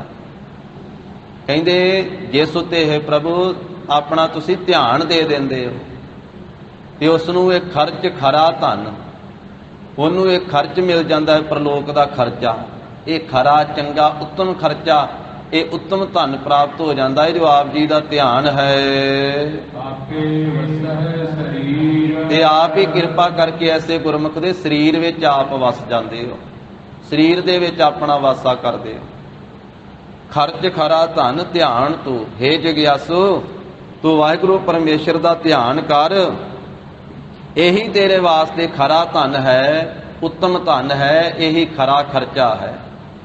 ਉੱਤਮ ਖਰਚਾ ਦਰਗਾਹ ਦਾ ਖਰਚਾ ਇਹੀ ਹੈ। ਫਿਰ ਜਿਸ ਵੇਲੇ ਤੂੰ ਪ੍ਰਭੂ ਦਾ ਧਿਆਨ ਧਾਰੇਗਾ ਆਪੇ ਵਸਹਿ ਸਰੀਰ, ਫਿਰ ਇਹ ਦਾਤ ਤੈਨੂੰ ਪ੍ਰਾਪਤ ਹੋਵੇਗੀ ਕਿ ਉਹ ਆਪ ਹੀ ਪਰਮੇਸ਼ਰ ਸਾਰਿਆਂ ਸਰੀਰਾਂ ਵਿੱਚ ਵਸਿਆ ਹੋਇਆ ਹੈ। ਤੇਰੀ ਦ੍ਰਿਸ਼ਟੀ ਬਣ ਜਾਵੇਗੀ। ਇਹ ਦ੍ਰਿਸ਼ਟੀ ਬਣੀ ਹੈ ਸਾਧ ਸੰਗਤ ਜੀ ਭਗਤ ਕਬੀਰ ਸਾਹਿਬ ਜੀ ਦੀ। ਇਹ ਦ੍ਰਿਸ਼ਟੀ ਮਿਲੀ ਹੈ ਭਗਤ ਨਾਮਦੇਵ ਸਾਹਿਬ ਜੀ। ਤਾਂ ਫਿਰ ਭਗਤ ਕਬੀਰ ਸਾਹਿਬ ਜੀ ਨੇ ਸਾਰਿਆਂ ਸਰੀਰਾਂ ਵਿੱਚ ਵਾਹਿਗੁਰੂ ਜੀ ਦਾ ਨੂਰ ਤੱਕਿਆ ਤੇ ਉਹਨਾਂ ਨੇ ਆਪਣੀ ਰਸਨਾ ਤੋਂ ਕਹਿ ਦਿੱਤਾ, ਅਵਲ ਅੱਲਹ ਨੂਰ ਉਪਾਇਆ ਕੁਦਰਤ ਕੇ ਸਭ ਬੰਦੇ, ਏਕ ਨੂਰ ਤੇ ਸਭ ਜਾਗੇ ਉਪਜਿਆ, ਕੌਣ ਭਲੇ ਕੋ ਮੰਦੇ, ਲੋਗਾ ਭਰਮ ਨਾ ਭੂਲਹੁ ਭਾਈ, ਖਾਲਿਕ ਖਲਕ ਖਲਕ ਮਹਿ ਖਾਲਿਕ, ਪੂਰ ਰਹਿਓ ਸਭ ਠਾਈ ਰਹਾਉ। ਮਾਟੀ ਏਕ ਅਨੇਕ ਭਾਂਤ ਕਰ, ਸਾਜੀ ਸਾਜਨ ਹਾਰੈ, ਨਾ ਕਛ ਪੋਚ ਮਾਟੀ ਕੇ ਭਾਂਡੇ, ਨਾ ਕਛ ਪੋਚ ਕੁੰਭਾਰੈ, ਸਭ ਮਹਿ ਸੱਚਾ ਏਕੋ ਸੋਈ, ਤਿਸ ਕਾ ਕੀਆ ਸਭ ਕਛ ਹੋਈ, ਹੁਕਮ ਪਛਾਨੈ ਸੋ ਏਕੋ ਜਾਣੈ, ਬੰਦਾ ਕਹੀਐ ਸੋਈ, ਅੱਲਹ ਅਲਖ ਨਾ ਜਾਈ ਲਖਿਆ, ਗੁਰ ਗੁੜ ਦੀਨਾ ਮੀਠਾ, ਕਹਿ ਕਬੀਰ ਮੇਰੀ ਸੰਕਾ ਨਾਸੀ, ਸਰਬ ਨਿਰੰਜਨ ਡੀਠਾ। ਭਗਤ ਜੀ ਕਹਿੰਦੇ ਮੇਰੀ ਤੇ ਸ਼ੰਕਾ ਹੀ ਨਸ ਗਈ, ਸਾਰੇ ਪਾਸੇ ਕਹਿੰਦੇ ਨਿਰੰਜਨ ਨੂੰ ਵੇਖਿਆ। ਭਗਤ ਨਾਮਦੇਵ ਸਾਹਿਬ ਜੀ ਨੂੰ ਐਸੀ ਦ੍ਰਿਸ਼ਟੀ ਮਿਲੀ, ਉਹ ਕਹਿੰਦੇ ਸਭੈ ਘਟ ਰਾਮ ਬੋਲੈ, ਰਾਮਾ ਬੋਲੈ, ਰਾਮ ਬਿਨਾ ਕੋ ਬੋਲੈ ਰੇ, ਏਕਲ ਮਾਟੀ ਕੁੰਜਰ ਚੀਟੀ, ਭਾਂਜਨ ਹੈ ਬਹੁ ਨਾਨਾ ਰੇ, ਅਸਥਾਵਰ ਜੰਗਮ ਕੀਟ ਪਤੰਗਮ, ਘਟ ਘਟ ਰਾਮ ਸਮਾਨਾ ਰੇ। ਸਭ ਗੋਬਿੰਦ ਹੈ, ਸਭ ਗੋਬਿੰਦ ਹੈ, ਗੋਬਿੰਦ ਬਿਨ ਨਹੀਂ ਕੋਈ, ਸੂਤ ਏਕ ਮਨ ਸਤ ਸਹੰਸ ਜੈਸੇ, ਪੋਤ ਪੋਤ ਪ੍ਰਭ ਸੋਈ। ਇਹ ਦ੍ਰਿਸ਼ਟੀ ਮਿਲੀ ਭਾਈ ਸਾਹਿਬ ਭਾਈ ਨੰਦ ਲਾਲ ਸਾਹਿਬ ਜੀ ਨੂੰ। ਉਹ ਕਵੀ ਸੀ, ਉਹਨਾਂ ਦਾ ਇਹੀ ਨਾਮ ਪ੍ਰਗਟ ਹੈ, ਮਸ਼ਹੂਰ ਹੈ। ਤੇ ਅੰਮ੍ਰਿਤ ਛਕ ਕੇ ਭਾਈ ਸਾਹਿਬ ਦਾ ਨਾਮ ਭਾਈ ਨੰਦ ਸਿੰਘ ਹੋਇਆ ਸੀ, ਪਰ ਉਹ ਕਵੀ ਹੋਣੇ ਕਰਕੇ ਉਹਨਾਂ ਦਾ ਪਹਿਲਾ ਨਾਮ ਹੀ ਜ਼ਿਆਦਾ ਪ੍ਰਚਲਿਤ ਹੈ ਪੰਥ ਵਿੱਚ, ਭਾਈ ਨੰਦ ਲਾਲ ਜੀ। ਉਹਨਾਂ ਨੂੰ ਇਹ ਦ੍ਰਿਸ਼ਟੀ ਮਿਲੀ। ਉਹ ਕਹਿੰਦੇ ਸਾਰੇ ਸਰੀਰਾਂ ਦੇ ਵਿੱਚ ਰੂਹ ਹੈ ਗੁਰੂ ਗੋਬਿੰਦ ਸਿੰਘ ਮਹਾਰਾਜ, ਸਾਰੀਆਂ ਅੱਖਾਂ ਦੇ ਵਿੱਚ ਵੇਖਣ ਵਾਲੀ ਸ਼ਕਤੀ ਹੈ ਗੁਰੂ ਗੋਬਿੰਦ ਸਿੰਘ ਮਹਾਰਾਜ। ਮੇਰੇ ਸਤਿਗੁਰੂ ਗੋਬਿੰਦ ਸਿੰਘ ਹੀ ਸਾਰੇ ਪਾਸੇ ਵਿਆਪਕ ਹਨ। ਇਹ ਭਾਈ ਨੰਦ ਲਾਲ ਜੀ ਦਾ ਕਥਨ ਹੈ। ਰੂਹ ਦਰ ਹਰ ਜਿਸਮ ਗੁਰ ਗੋਬਿੰਦ ਸਿੰਘ, ਨੂਰ ਦਰ ਹਰ ਚਸਮ ਗੁਰ ਗੋਬਿੰਦ ਸਿੰਘ। ਸਾਰੇ ਚਸਮ ਨੇਤਰਾਂ ਦੇ ਵਿੱਚ ਨੂਰ ਹੈ, ਜਲਵਾ ਹੈ, ਪ੍ਰਕਾਸ਼ ਹੈ ਗੁਰੂ ਗੋਬਿੰਦ ਸਿੰਘ ਮਹਾਰਾਜ। ਤੇ ਸਾਰਿਆਂ ਜਿਸਮਾਂ ਦੇ ਵਿੱਚ, ਉਹ ਕਹਿੰਦੇ ਸਾਰਿਆਂ ਸਰੀਰਾਂ ਦੇ ਵਿੱਚ ਰੂਹ ਹੈ ਗੁਰੂ ਗੋਬਿੰਦ ਸਿੰਘ ਮਹਾਰਾਜ। ਤੋ ਗਰੀਬ ਨਵਾਜ ਸਾਹਿਬ ਕਹਿੰਦੇ ਜਿਸ ਵੇਲੇ ਤੂੰ ਵਾਹਿਗੁਰੂ ਦਾ ਧਿਆਨ ਧਾਰੇਂਗਾ ਜਗਿਆਸੂ, ਆਪੇ ਵਸਹਿ ਸਰੀਰ। ਫਿਰ ਤੈਨੂੰ ਇਹ ਦ੍ਰਿਸ਼ਟੀ ਮਿਲੇਗੀ ਕਿ ਆਪ ਹੀ ਉਹ ਪ੍ਰਭੂ ਸਾਰੇ ਸਰੀਰਾਂ ਦੇ ਵਿੱਚ ਵਿਆਪਕ ਹੋ ਰਿਹਾ ਹੈ। ਪਰ ਇਹਦੇ ਵਾਸਤੇ ਤੈਨੂੰ ਕਰਨਾ ਇਹ ਪੈਣਾ, ਤੂੰ ਮਨ ਕਰਕੇ ਵੀ ਜਪ ਵਾਹਿਗੁਰੂ। ਜੇ ਇਸ ਅਵਸਥਾ ਤੇ ਪਹੁੰਚਣਾ ਹੈ, ਇੱਥੋਂ ਤੀਕ ਪੜਨਾ ਹੈ ਨਾ, ਫਿਰ ਮਨ ਕਰਕੇ ਵੀ ਵਾਹਿਗੁਰੂ ਨੂੰ ਜਪ, ਤਨ ਕਰਕੇ ਵੀ ਉਹਦੀ ਸੇਵਾ ਦੇ ਵਿੱਚ ਤੇ ਮਰਿਆਦਾ ਦਾ ਧਾਰਨੀ ਹੋ, ਤਨ ਕਰਕੇ ਵੀ ਜਪ। ਗੁਰਮੁਖ ਰੋਮ ਰੋਮ ਹਰਿ ਧਿਆਵੈ। ਇੱਥੋਂ ਤੀਕ ਪਹੁੰਚੇਗਾ ਹੌਲੀ ਹੌਲੀ। ਮੁਖ ਤੋਂ ਵੀ ਜਪ, ਰਸਨਾ ਤੋਂ ਵੀ। ਮਨ ਤਨ ਮੁਖ ਜਾਪੈ ਸਦਾ। ਮਨ ਕਰਕੇ ਵੀ ਵਾਹਿਗੁਰੂ ਜੀ ਦੇ ਨਾਮ ਨੂੰ ਜਪ। ਤਨ ਦੇ ਉੱਤੇ ਗੁਰੂ ਸਾਹਿਬ ਜੀ ਦੀ ਦੱਸੀ ਹੋਈ ਮਰਿਆਦਾ ਧਾਰਨ ਕਰ। ਤਨ ਨੂੰ ਗੁਰੂ ਕੀ ਸੇਵਾ ਵਿੱਚ ਲਾ। ਤਨ ਕਰਕੇ ਵੀ ਅੰਤਰ ਗੁਰ ਆਰਾਧਨਾ। ਜਿਹਵਾ ਜਪ ਗੁਰ ਨਾਉ, ਨੇਤਰੀ ਸਤਿਗੁਰ ਪੇਖਣਾ, ਸ਼ਰਵਣੀ ਸੁਣਨਾ ਗੁਰ ਨਾਉ। ਸਰੀਰ ਕਰਕੇ ਵੀ ਗੁਰੂ ਕੀ ਸੰਗਤ ਕਰਨੀ। ਤੇ ਮੁਖ ਜਾਪੈ ਸਦਾ। ਮੁਖ ਤੋਂ ਰਸਨਾ ਤੋਂ ਵੀ ਸਦਾ ਵਾਸਤੇ ਜਪੇ। ਗੁਣ ਅੰਤਰ ਮਨ ਧੀਰ। ਫਿਰ ਮਹਾਰਾਜ ਸਾਹਿਬ ਕਹਿੰਦੇ ਵੀ ਇਹ ਸ਼ੁਭ ਗੁਣ ਅੰਤਰ ਆ ਵਸਣਗੇ ਤੇ ਮਨ ਦੇ ਵਿੱਚ ਧੀਰਜ ਪ੍ਰਾਪਤ ਹੋ ਜਾਵੇ। ਫਿਰ ਮਨ ਟਿਕਾ ਦੇ ਸਹਿਤ ਹੋ ਜਾਵੇਗਾ। ਮਨ ਦੀ ਭੱਜ ਦੌੜ ਮੁੱਕ ਜਾਵੇਗੀ, ਚੰਚਲਤਾ ਮਿਟ ਜਾਵੇਗੀ। ਮਨ ਧੀਰਜ ਫੜ ਲਵੇਗਾ। ਧੀਰਜ ਇਹ ਗੁਣ ਮਨ ਦੇ ਅੰਦਰ ਆ ਜਾਣਗੇ। ਹਉਮੈ ਨੇ ਮਹਾਰਾਜ ਕਹਿੰਦੇ ਜੀਵਾਂ ਨੂੰ ਖਪਾ ਦਿੱਤਾ। ਹਉਮੈ ਕਰਕੇ ਖਪੈ। ਪਿਛਲੇ ਸਮੇਂ ਵਿੱਚ ਵੀ ਜੀਵ ਖਪ ਗਏ, ਮਰ ਗਏ। ਖਿਮਾ ਤੋਂ ਵੀ ਹੋਣੇ ਕਰਕੇ, ਹਉਮੈ ਕਰਕੇ ਮਰ ਖਪ ਗਏ। ਪਿਛਲਿਆਂ ਨੂੰ ਵੀ ਹਉਮੈ ਨੇ ਖਪਾ ਦਿੱਤਾ। ਵਰਤਮਾਨ ਕਾਲ ਵਿੱਚ ਵੀ ਖਪਾਏ ਸੀ। ਹਉਮੈ ਖਪਾ ਰਹੀ ਹੈ ਤੇ ਅੱਗੇ ਆਉਣ ਵਾਲੇ ਸਮੇਂ ਵਿੱਚ, ਭਵਿੱਖਤ ਸਮੇਂ ਵਿੱਚ ਵੀ ਖਪਾਏ ਸੀ। ਇਹ ਹਉਮੈ ਖਪਾਵੇਗੀ ਜੀਵਾਂ ਨੂੰ। ਬੀਜੋ ਜਿਹੜੀ ਦੂਸਰੀ ਵਸਤੂ ਹੈ ਨਾ ਨਾਮ ਤੋਂ ਬਿਨਾ, ਉਹ ਤਾਂ ਮਹਾਰਾਜ ਸਾਹਿਬ ਕਹਿੰਦੇ ਵੀ ਵਿਕਾਰ। ਵਿਕਾਰਾਂ ਵਿੱਚ ਹੀ ਜੀਵ ਨੂੰ ਰੋੜ ਦੇਣ ਵਾਲੀ ਹੈ। ਵਿਕਾਰਾਂ ਵਿੱਚ ਹੀ ਖਚਤ ਕਰਨ ਵਾਲੀ ਹੈ। ਬੀਜੋ ਜੋ ਦ્વੈਤ ਰੂਪੀ ਵੱਥ ਵਸਤੂ ਹੈ, ਉਹ ਵਿਕਾਰ ਰੂਪੀ ਹੈ। ਵਿਕਾਰਾਂ ਵਿੱਚ ਹੀ ਲਾਉਣ ਵਾਲੀ ਹੈ। ਸਾਰਿਆਂ ਜੀਵਾਂ ਜੰਤੂਆਂ ਨੂੰ ਪਰਮੇਸ਼ਰ ਵਾਹਿਗੁਰੂ ਜੀ ਨੇ ਪੈਦਾ ਕੀਤਾ। ਜਨਤਾ ਨੂੰ ਉਪਾਏ ਪੈਦਾ ਕਰਕੇ ਨਾ ਇਹਨਾਂ ਜੀਵਾਂ ਜੰਤੂਆਂ ਦੇ ਵਿੱਚ ਪਾਏ ਹਨ। ਵਿੱਚ ਉਹਨੇ ਆਪਣੀ ਚੇਤਨ ਸੱਤਾ ਪਾਈ ਹੋਈ ਹੈ। ਇਹ ਜੀਵਾਂ ਦੇ ਵਿੱਚ ਪ੍ਰਭੂ ਦੀ ਸੱਤਾ ਦੇ ਨਾਲ ਹੀ ਸਾਰੇ ਜੀਵ ਤੁਰੇ ਫਿਰਦੇ, ਚੱਲਦੇ ਫਿਰਦੇ। ਪ੍ਰਭੂ ਦੀ ਸੱਤਾ ਇਹ ਵਿੱਚ ਉਹਨੇ ਆਪ ਪਾਈ ਹੈ। ਇਸੇ ਪ੍ਰਕਾਰ ਜੰਤ ਉਪਾਏ ਵਿੱਚ ਪਾਏ ਹਨ। ਜੀਵਾਂ ਜੰਤੂਆਂ ਨੂੰ ਪੈਦਾ ਕਰਕੇ ਤੇ ਵਿੱਚ ਇਹਨਾਂ ਦੇ ਪਾ ਦਿੱਤੀ ਉਸਨੇ ਦੈਵੀ ਸੰਪਦਾ ਤੇ ਆਸੁਰੀ ਸੰਪਦਾ। ਸ਼ੁਭ ਗੁਣ ਵੀ ਅੰਦਰ ਹੀ ਪਾ ਦਿੱਤੇ ਹਰੇਕ ਜੀਵ ਦੇ ਤੇ ਔਗਣ ਵੀ ਵਿੱਚ ਹੀ ਪਾ ਦਿੱਤੇ। ਇਹ ਇੱਕ ਖੇਲ ਤਮਾਸ਼ਾ ਰਚ ਦਿੱਤਾ ਪਰਮੇਸ਼ਰ ਨੇ ਵੀ ਵੇਖਨੇ ਆ ਭਲਾ ਇਹ ਗੁਣਾਂ ਵਾਲੇ ਪਾਸੇ ਜਾਂਦਾ ਹੈ ਕਿ ਔਗਣਾਂ ਵਾਲੇ ਪਾਸੇ ਪ੍ਰੇਰਿਤ ਹੁੰਦਾ ਹੈ। ਕਿਹੜੇ ਪਾਸੇ ਜਾਂਦਾ ਹੈ? ਇਹ ਗੁਣਾਂ ਨੂੰ ਧਾਰਨ ਕਰਦਾ ਹੈ। ਸਤ, ਸੰਤੋਖ, ਖਿਮਾ, ਦਇਆ, ਧੀਰਜ, ਵਿਵੇਕ, ਗਿਆਨ।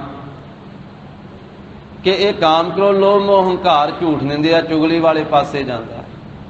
ਦੋਵੇਂ ਚੀਜ਼ਾਂ ਵਿੱਚ ਹੀ ਰੱਖ ਦਿੱਤੀਆਂ। ਜੰਤੂ ਪਾਏ ਵਿੱਚ ਪਾਏ ਹਨ। ਜੀਵਾਂ ਜੰਤੂਆਂ ਨੂੰ ਪੈਦਾ ਕਰਕੇ ਵਿੱਚ ਗੁਣ ਵੀ ਪਾ ਦਿੱਤੇ ਤੇ ਔਗਣ ਵੀ ਪਾ ਦਿੱਤੇ। ਤੇ ਜਿਹੜਾ ਚੰਗੀ ਸੰਗਤ ਕਰਦਾ ਹੈ, ਗੁਰੂ ਕੀ ਸੰਗਤ ਕਰਦਾ ਹੈ, ਗੁਰਮੁਖਾਂ ਦੀ ਸੰਗਤ ਕਰਦਾ ਹੈ, ਉਹਦੇ ਔਗਣ ਥੱਲੇ ਦੱਬੇ ਜਾਂਦੇ ਆ ਤੇ ਗੁਣ ਉੱਪਰ ਆ ਜਾਂਦੇ ਆ। ਉਹ ਗੁਰੂ ਕੀ ਸੰਗਤ ਕਰਦਾ ਹੋਇਆ ਤੇ ਗੁਣੀ ਨਿਧਾਨ ਨਾਲ ਮਿਲ ਕਰਕੇ ਗੁਣਾਂ ਵਾਲਾ ਬਣ ਜਾਂਦਾ, ਔਗਣ ਦੂਰ ਹੋ ਜਾਂਦੇ। ਤੇ ਜਿਹੜਾ ਜੀਵ ਗੁਰੂ ਕੀ ਸੰਗਤ ਛੱਡ ਕੇ ਫਿਰ ਕੁਸੰਗਤ ਵਿੱਚ ਮਿਲਦਾ ਹੈ, ਉਹਦੇ ਗੁਣ ਥੱਲੇ ਨੱਪੇ ਜਾਂਦੇ ਆ ਤੇ ਔਗਣ ਉੱਪਰ ਆ ਜਾਂਦੇ। ਉਹ ਔਗਣਾਂ ਵਾਲਾ ਬਣ ਜਾਂਦਾ। ਇਸ ਕਰਕੇ ਹਰੇਕ ਜੀਵ ਦੇ ਵਿੱਚ ਗੁਣ ਵੀ ਆ ਤੇ ਔਗਣ ਵੀ ਆ। ਔਗਣਾਂ ਵਾਲੇ ਦੇ ਵਿੱਚ ਵੀ ਗੁਣ ਵਾ ਤੇ ਗੁਣਾਂ ਵਾਲੇ ਦੇ ਵਿੱਚ ਵੀ ਔਗਣ ਹੈ। ਇਕੱਠੇ ਹੀ ਪਾਏ ਹੋਏ ਆ, ਬਰਾਬਰ ਹੀ ਪਾਏ ਹੋਏ। ਜਿਹੋ ਜੀ ਸੰਗਤ ਕਰਦਾ ਹੈ ਉਸ ਤਰ੍ਹਾਂ ਦਾ ਪ੍ਰਭਾਵ ਹੋ ਜਾਂਦਾ। ਜਿਵੇਂ ਆ ਫਸਲ ਬੀਜੀ ਦੀ ਹੈ ਤੇ ਉਹਦੇ ਵਿੱਚ ਆ ਹੁਣ ਅੱਗੇ ਝੋਨਾ ਲਾਉਣ ਦਾ ਸਮਾਂ ਆ ਗਿਆ ਹੈ ਤੇ ਝੋਨੇ ਦੇ ਵਿੱਚ ਆ ਪਨੀਰੀ ਬੀਜੀ ਜਾਂਦੀ ਹੈ। ਪਨੀਰੀ ਚੋਂ ਉਹ ਗੰਦ ਕੱਢਿਆ ਜਾਂਦਾ, ਕੱਖ ਕਾਣ ਕੱਢਿਆ ਜਾਂਦਾ, ਉਹ ਵਿੱਚ ਹੀ ਪੈਦਾ ਹੋ ਜਾਂਦੇ। ਜੇ ਨਾ ਉਹਨੂੰ ਕੱਢਿਆ ਜਾਵੇ ਤੇ ਝੋਨਾ ਥੱਲੇ ਨੱਪਿਆ ਜਾਂਦਾ ਹੈ ਤੇ ਡੀਲਾ ਉੱਤੇ ਆ ਜਾਂਦਾ ਹੈ, ਸਵਾਂਕ ਉੱਤੇ ਚੜ ਜਾਂਦਾ ਹੈ। ਆ ਕਣਕ ਵੱਢੀ ਹੈ, ਜੇ ਜੌਂਦਰ ਵਿੱਚੋਂ ਨਾ ਕੱਢੀ ਜਾਵੇ ਉਹ ਸਾਰੀ ਕਣਕ ਨੂੰ ਹੀ ਥੱਲੇ ਦੱਬ ਲੈਂਦੀ ਹੈ। ਜੌਂਦਰ ਹੀ ਜ਼ਿਆਦੀ ਹੋ ਜਾਂਦੀ ਹੈ, ਗੁੱਲੀ ਡੰਡਾ ਹੀ ਜ਼ਿਆਦਾ ਹੋ ਜਾਂਦਾ ਹੈ ਵਿੱਚ ਹੀ ਦੋਵੇਂ ਚੀਜ਼ਾਂ। ਜੇ ਉਹ ਕੱਖ ਕਾਣ ਉੱਤੇ ਚੜ ਗਿਆ, ਘਾਹ ਉੱਤੇ ਚੜ ਗਿਆ, ਫਸਲ ਥੱਲੇ ਨੱਪੀ ਜਾਣੀ ਹੈ। ਜੇ ਫਸਲ ਉੱਤੇ ਹੋ ਗਈ ਤੇ ਕੱਖ ਕਾਣ ਥੱਲੇ ਨੱਪਿਆ ਜਾਣਾ। ਜਿਹੋ ਜੀ ਸੰਗਤ ਕਰਦਾ ਜੀਵ ਉਸ ਤਰ੍ਹਾਂ ਦਾ ਰੰਗ ਉਹਨੂੰ ਚੜ ਜਾਂਦਾ ਹੈ। ਕਬੀਰ ਮਨ ਪੰਖੀ ਭਇਓ ਉੱਡ ਉੱਡ ਦਹਿ ਦੇ ਸਜਾਏ, ਜੋ ਜੈਸੀ ਸੰਗਤ ਮਿਲੇ ਸੋ ਤੈਸੋ ਫਲ ਖਾਏ। ਸੰਗਤ ਦਾ ਅਸਰ ਕਰਕੇ ਜੀਵ ਚੋਰ ਬਣ ਜਾਂਦਾ, ਠੱਗ ਬਣ ਜਾਂਦਾ, ਨਸ਼ਈ ਬਣ ਜਾਂਦਾ, ਵਿਸ਼ਈ ਬਣ ਜਾਂਦਾ, ਪਾਪੀ ਬਣ ਜਾਂਦਾ, ਹਥਿਆਰਾ ਬਣ ਜਾਂਦਾ, ਕਾਤਲ ਬਣ ਜਾਂਦਾ। ਸੰਗਤ ਦਾ ਅਸਰ ਕਰਕੇ ਉਹੀ ਬਣਿਆ ਹੋਇਆ ਚੋਰ, ਡਾਕੂ, ਬਦਮਾਸ਼, ਠੱਗ, ਦੈਂਤ। ਜਦੋਂ ਚੰਗੀ ਸੰਗਤ ਹੋ ਜਾਵੇ ਤੇ ਫਿਰ ਕੌਡੇ ਰਾਖਸ਼ ਤੋਂ ਗੁਰੂ ਨਾਨਕ ਸਾਹਿਬ ਮਹਾਰਾਜ ਜੀ ਦੇ ਦਰਸ਼ਨ ਕਰਕੇ, ਸੰਗਤ ਕਰਕੇ ਦੇਵਤਾ ਵੀ ਬਣ ਜਾਂਦਾ ਹੈ।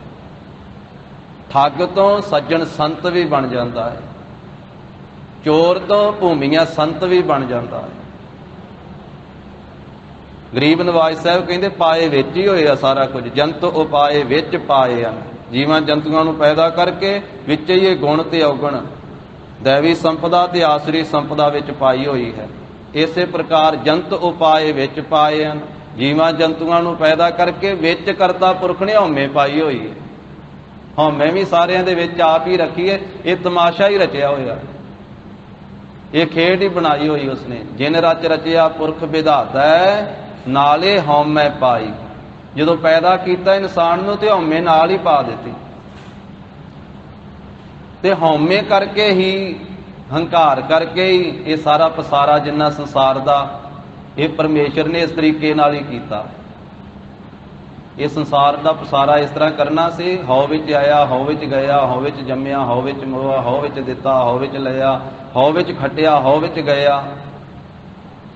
ਹਉਮੈ ਕਰਕੇ ਕਹਿੰਦਾ ਨਾ ਬੰਦਾ, ਇਹ ਗਵਾਂਢੀ ਨੇ ਵੱਡਾ ਘਰ ਪਾਇਆ ਤੇ ਮੈਂ ਉਹਦੇ ਨਾਲੋਂ ਵੱਡਾ ਪਾਉਣਾ, ਇਹਨੇ ਆਹ ਕੰਮ ਕੀਤਾ ਮੈਂ ਇਹਦੇ ਨਾਲੋਂ ਅੱਗੇ ਜਾਣਾ। ਹਉਮੈ ਹੀ ਕਹਿੰਦੀ ਹੈ। ਸੰਸਾਰ ਦੇ ਵਿੱਚ ਪਸਾਰਾ ਪਰਮੇਸ਼ਰ ਨੇ ਇਸ ਤਰੀਕੇ ਨਾਲ ਵਧਾਇਆ ਹੋਇਆ। ਤਾਂ ਸਤਿਗੁਰੂ ਮਹਾਰਾਜ ਕਹਿੰਦੇ ਵੀ ਵਿੱਚੇ ਪਾਈ ਹੋਈ ਹੈ।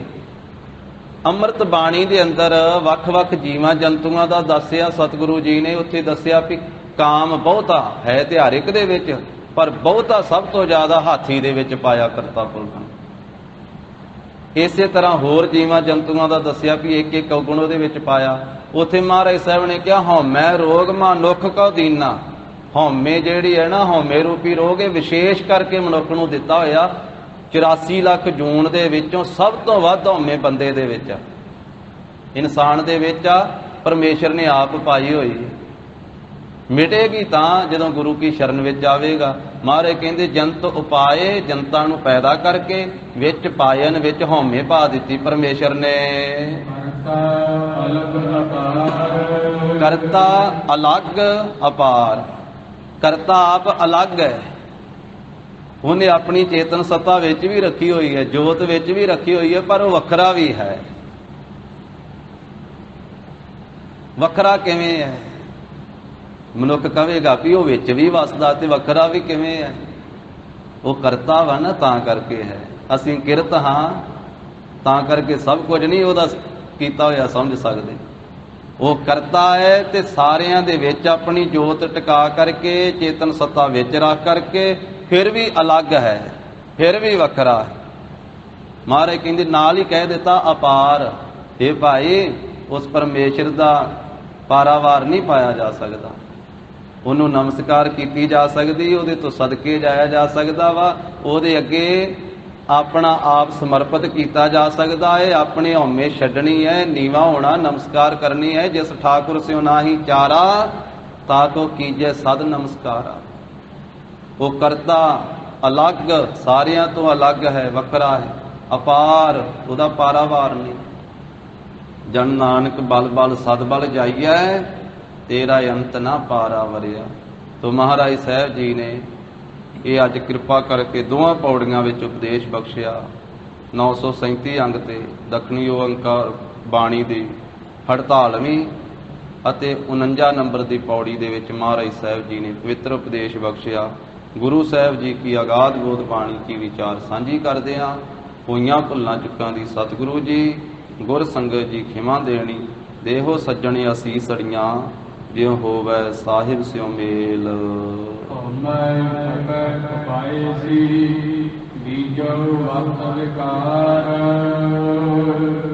जंत पाई विच पाई अन करता अलग अपार। वाहिगुरु जी का खालसा, वाहिगुरु जी की फतेह।